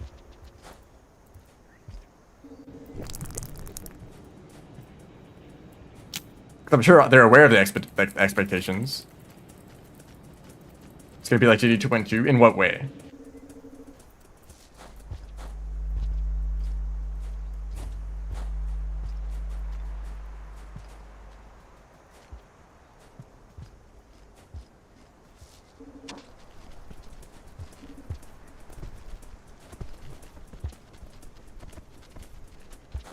I think, oh, there's a dropper down there. That's devious. I think GD 2.2 is just about what you expect from a solo developer working on a bunch of very complicated systems.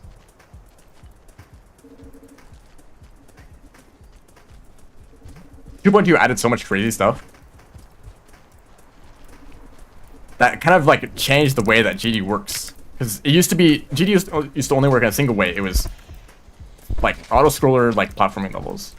Or I guess you'd call them, you wouldn't call them platforming because that's the new thing, but you get what I mean. You know, all Geometry Dash levels work the same way until 2.2.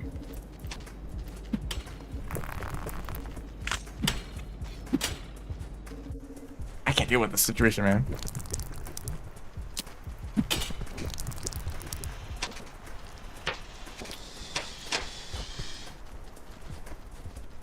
And that, as a solo developer,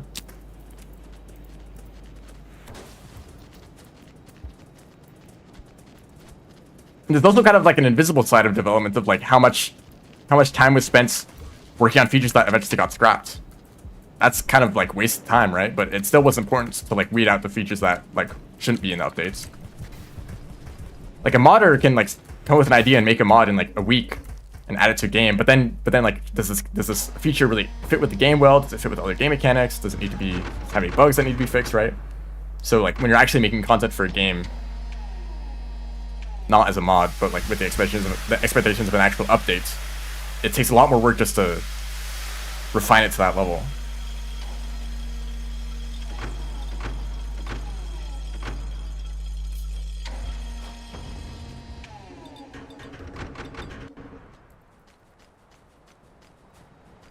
But like think about all the games that have been released in a shorter amount of time. Like I feel like so many times either games are like pretty small, or they're unfinished, or like buggy, or like it's a massive development team. And usually those games end up also being buggy.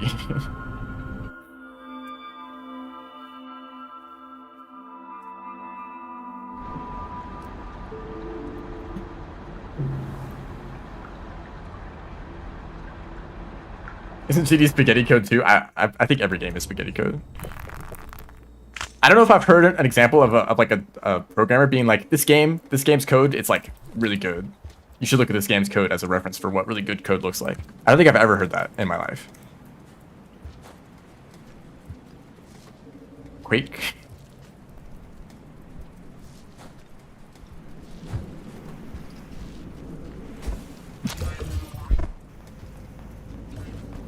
Hades. Do we need karma flowers? I only have 2.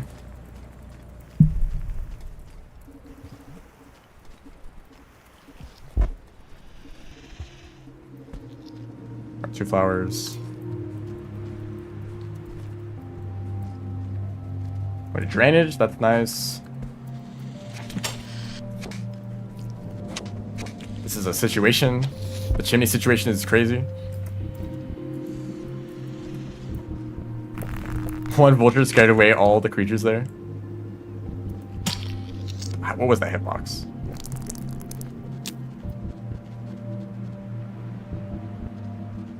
Five flowers, that's good. Can you guys do any action?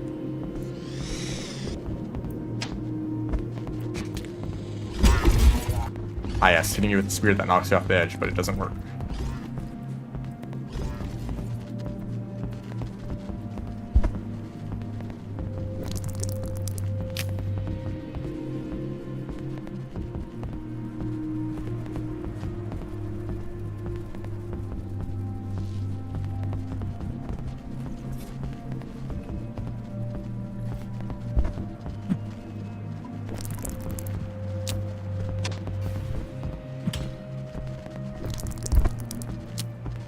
I PB'd on Blink percent? I think so. I have a PB on Saint's Moon and Blink, and I just haven't submitted either. Wow, enter a pipe challenge. Impossible. Goodness. Okay, there's like 20 lizards here. I have a chance. Cyan, please. Okay, none of them are gonna help at all.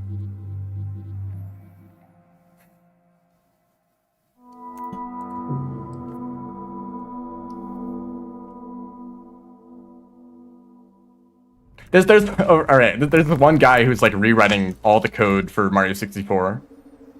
That's probably good code.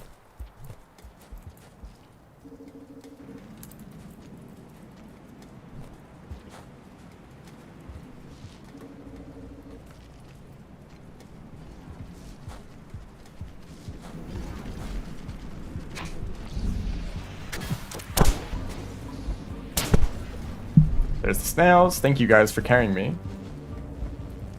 Oh right, I missed this karma flower too. That's why, like, the moment you get a karma flower, you just die and you just lose it permanently. Wow. Okay. Congratulations.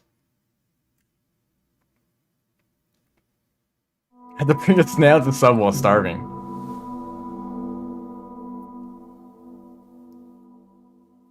Do this a bit you instead of the 2 dead drop buckets in front of it. This is just like, this is so Rainworld right now.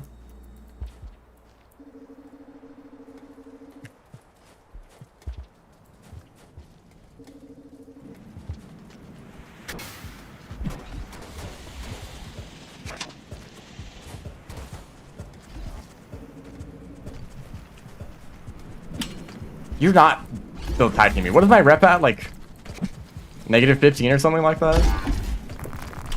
After all this time? After all these spears?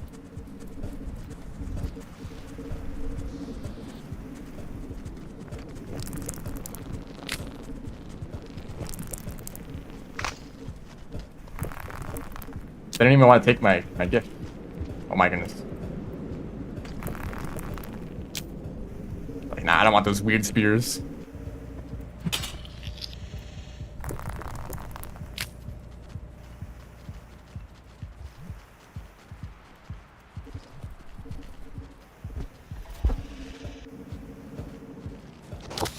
What are you trying to do, Blue Lizard? What was the goal there?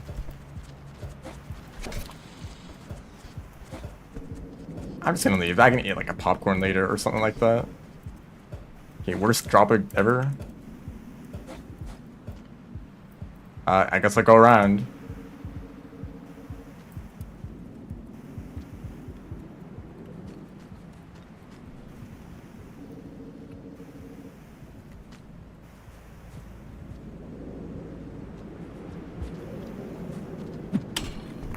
By the way, if anyone was like here like a few streams ago, wondering why I was mentioning like a bunch of games in like a really cryptic way. Like, imagine if there was a game that was like this and this and this. I I forget my motivation for that, just like most things. But I was mentioning some games that had been enjoyed by a lot of people, but then updated to the point where people no longer like the game. One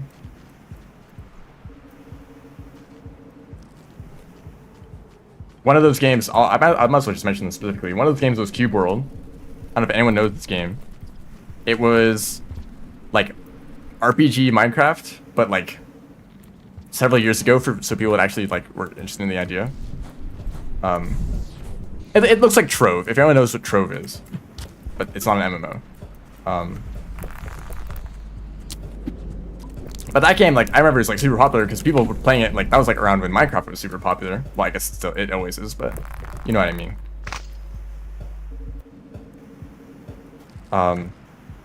So like there was like an alpha that was released and people played the alpha and really enjoyed it, and then the developer just like vanished. And we're like, where's the developer? And then they showed up out of nowhere. And they're like, hey guys, we'll release the game soon. Release the game, and then vanish from the internet, and the game sucked now. That update like was really not great. It removed a lot of permanent progression, which is like kind of strange for an RPG. It's a lot of the gameplay loop of the first, or the alpha, it's not the first, it's not a sequel, but in the alpha version, the gameplay loop was basically run around, find a dungeon, beat the dungeon, get like some loot, get some upgrades, and then go to an area and do the same thing over again, right? And there was like a skill tree, like you could level up and unlock skills and increase your stats, as well as just like getting better equipment and stuff. And there were a lot of like different classes to play, so there's like some replay value too. But people were like, you know, this is a fun game, but it needs more content, right? So you just kind of like farm dungeons infinitely, and it kind of gets repetitive at some point, but like it's fun. It just like needs more content. The full version, the update kind of just ruined that process. It made it so that the game was separated into regions, and each region had its own equipment. So if you got like a really strong sword in one region, but then moved to the next region, your sword would be not usable. Hey, come on, dude, we're friends. We're best friends. We're gonna have soft pockets later. So basically, every time you entered a new region, you would need to get new equipment for that region. So you basically like restart the game from scratch. But you know, there were still dungeons and there was still permanent progression, but it was more like plus like 5% boat speed, or like it was like such insignificant upgrades that like weren't even beneficial for combat.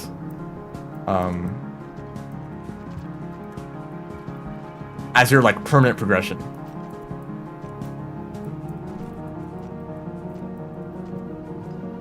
Also, like things like movement upgrades got reset, so you'd have to like find a boat in order to use a boat in a region. But some regions were like islands, right? So if you cross an ocean on boats to get to another region, the moment you enter that region, you no longer have a boat. Now you're just stranded in the middle of the ocean. You have to swim the rest of the way, and then find a boat on the new in the new region in order to like swim out of it.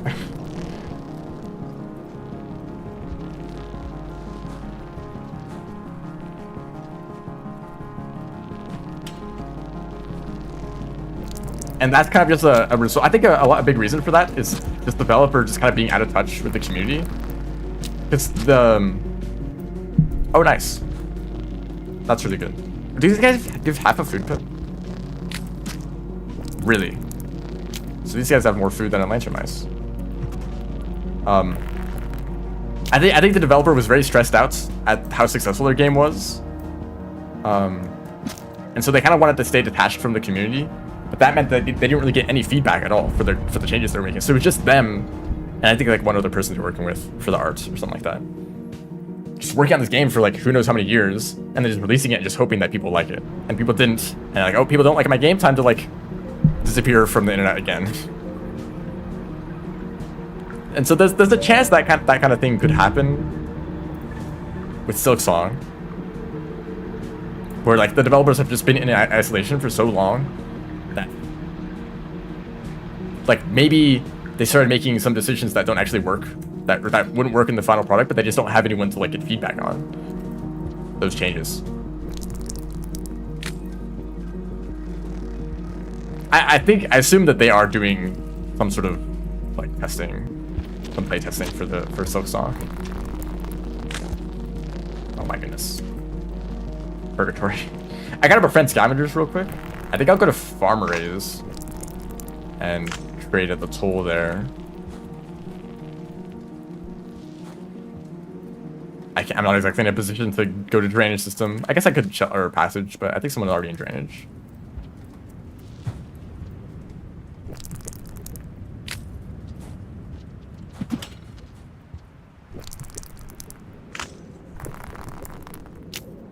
They're doing Silksong playtesting.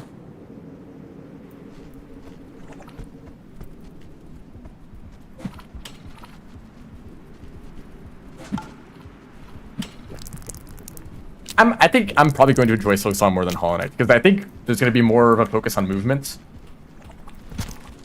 One thing I really don't like about Hollow Knight is that you are so slow at the start of the game until you unlock the dash and the wall jump. Once you get a few mobility upgrades, the game really opens up. But like the first few hours, like really just like really boring, in my opinion. So if Silksong is more movement focused and you get like more abilities right at the start, I think I'm probably just gonna enjoy it more.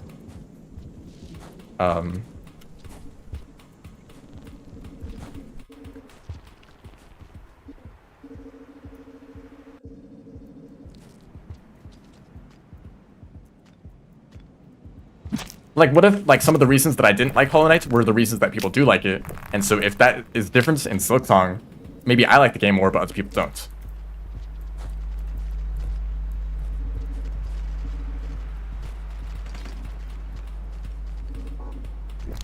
They have slopes. That's what took so long. Spoilers. Sorry. I shouldn't say anything.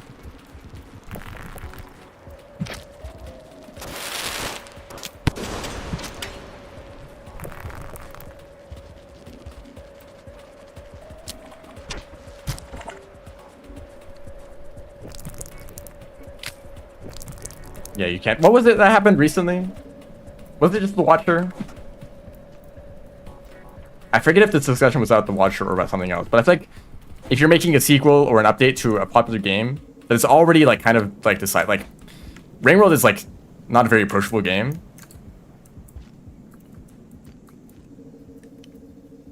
So like no matter what the Watcher DLC was, people were not gonna like it. Like, whether it's like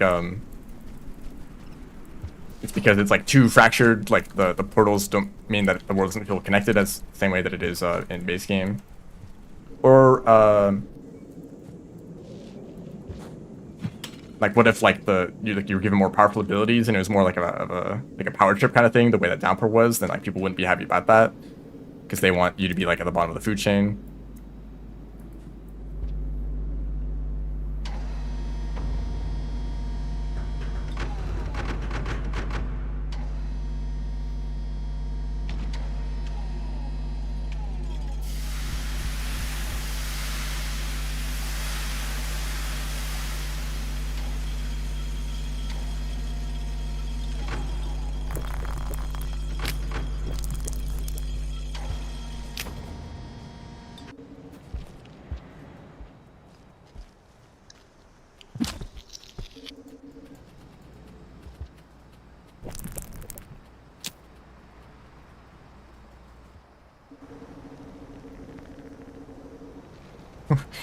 Rainworld fans from the developers don't make the same campaign 10 times.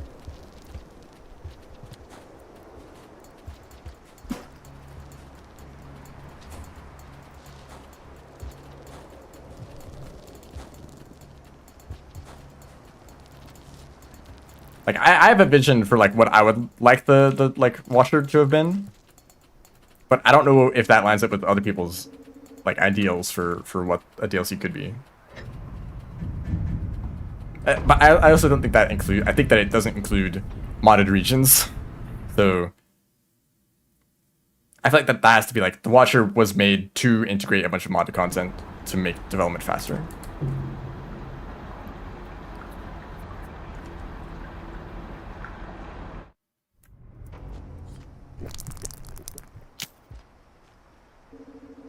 Rainworld fans when they play a game that was made to be confusing. See, the suffering is just part of the lore, dude. You just don't get it.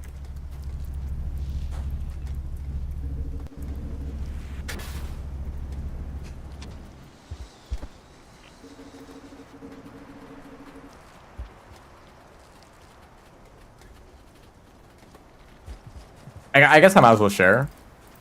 My like what I would have liked to seen from a Rain World DLC or even a sequel is basically just make an entirely new world map. I mean that's basically it. Just make a new world map. That's a lag spike I have. And that is technically what the Watcher is, but first of all, the intro section exists. So it still is connected to the base game world, which I'm not really a fan of. Mostly for replay value, though. Just like having to go through that first section at the start of every run. But also, like, the quality of the regions is all over the place. It's like, I do think that Aether Ridge regions had a significant effect on the quality of the DLC. And that if they, instead of Aether Ridge, they just made a bunch more regions of the same quality as, like, Desolate Tract, or Verdant Waterways, or Signal Spires, just, like, regions like that. And then have logical connections between them instead of just portals. That would have been great.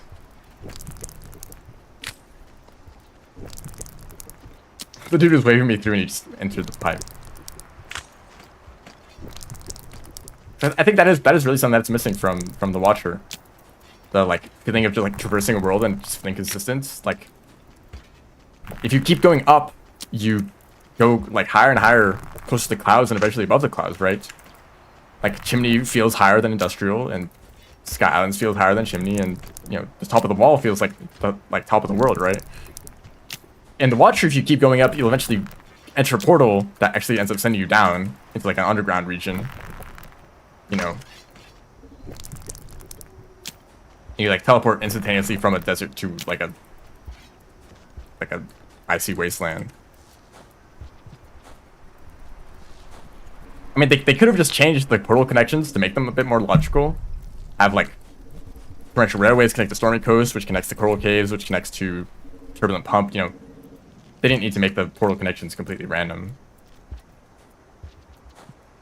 while still having portals. Or like just made it Karma Gates.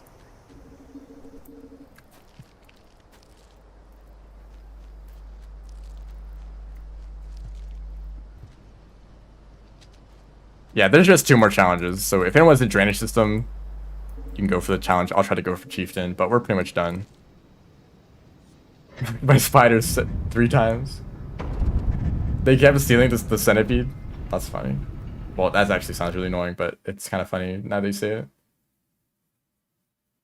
Delicate fall request. Yo, what's that gonna be in Silksong? Are we gonna have a hit this challenge like that?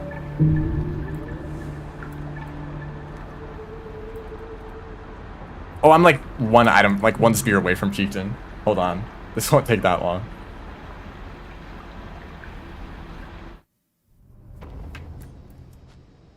The spoiler.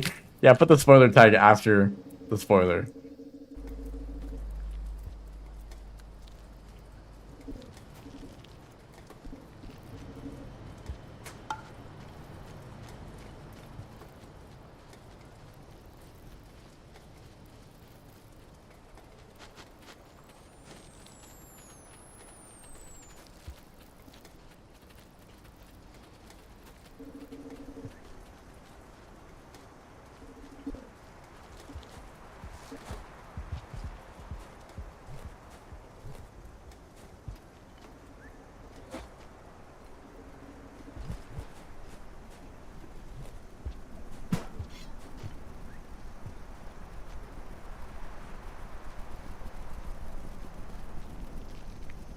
Bring the sucks to the side. Yo, we go spoilers.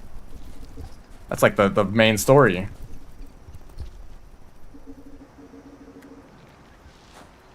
There's something really funny about fake spoilers for a game. It's like making some like random stuff up.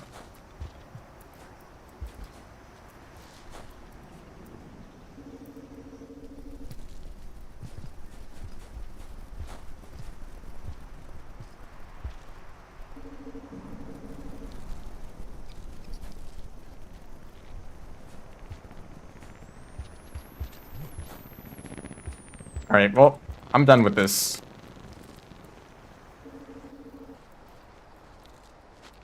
Maybe I shouldn't have picked Spearmaster. It always sounds easier than it is in reality. Like, oh yeah, Spearmaster, it's not that bad. I can hold 2 spears. 2 hold spears. How is any creature supposed to stop me when I have 2 spears? And then you have to carry... Oh, I need to eat food. Then you end up carrying a lantern around half the map, so you can't even use the 2 spears.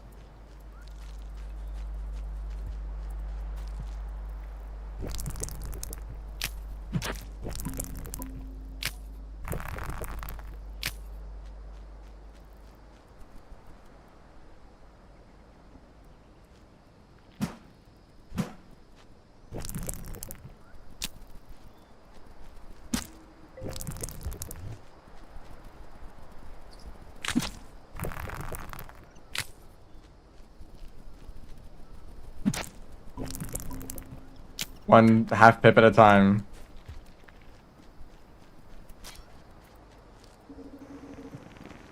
Noodlefly? Just hovering right above the grass just for the funny.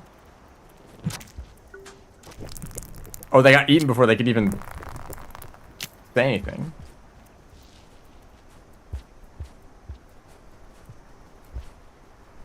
Oh, it has no lore? Ah. Right, I understand.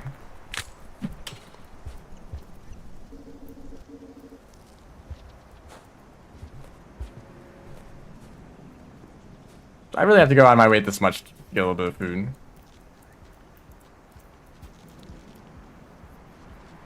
Like, just think about how many food pips I could have gotten if I was just Hunter or Survivor, just eating all the centipedes. Okay, goodbye.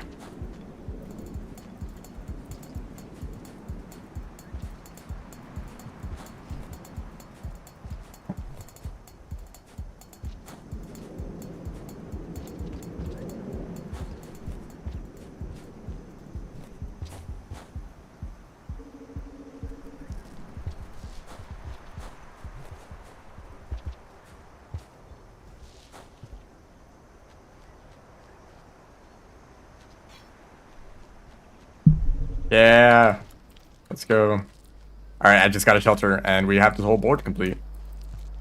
Thank you guys for joining. Anyone who's playing at the bingo. It actually took a little bit longer than I expected, but yeah, Spearmaster is actually difficult. And thank you everyone for watching. Stream has gone on for longer than normal.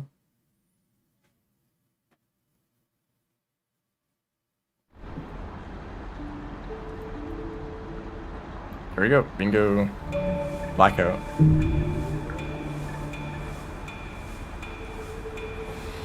Maybe in the future I should just have everyone on a different team. Just to see like who completed which challenge. End of rain cycle IRL. Yo, was that a Rain World reference? Purple out? You mean Hurricane? You guys know why it's called Hurricane? Because these colors are based on the colors of lizards. And the train lizard, the purple lizard that shows up in Im's campaign, that was originally from the Hurricane mod, which I think might have been made by Andrew. I might just be completely making that up. Hold on, let me check.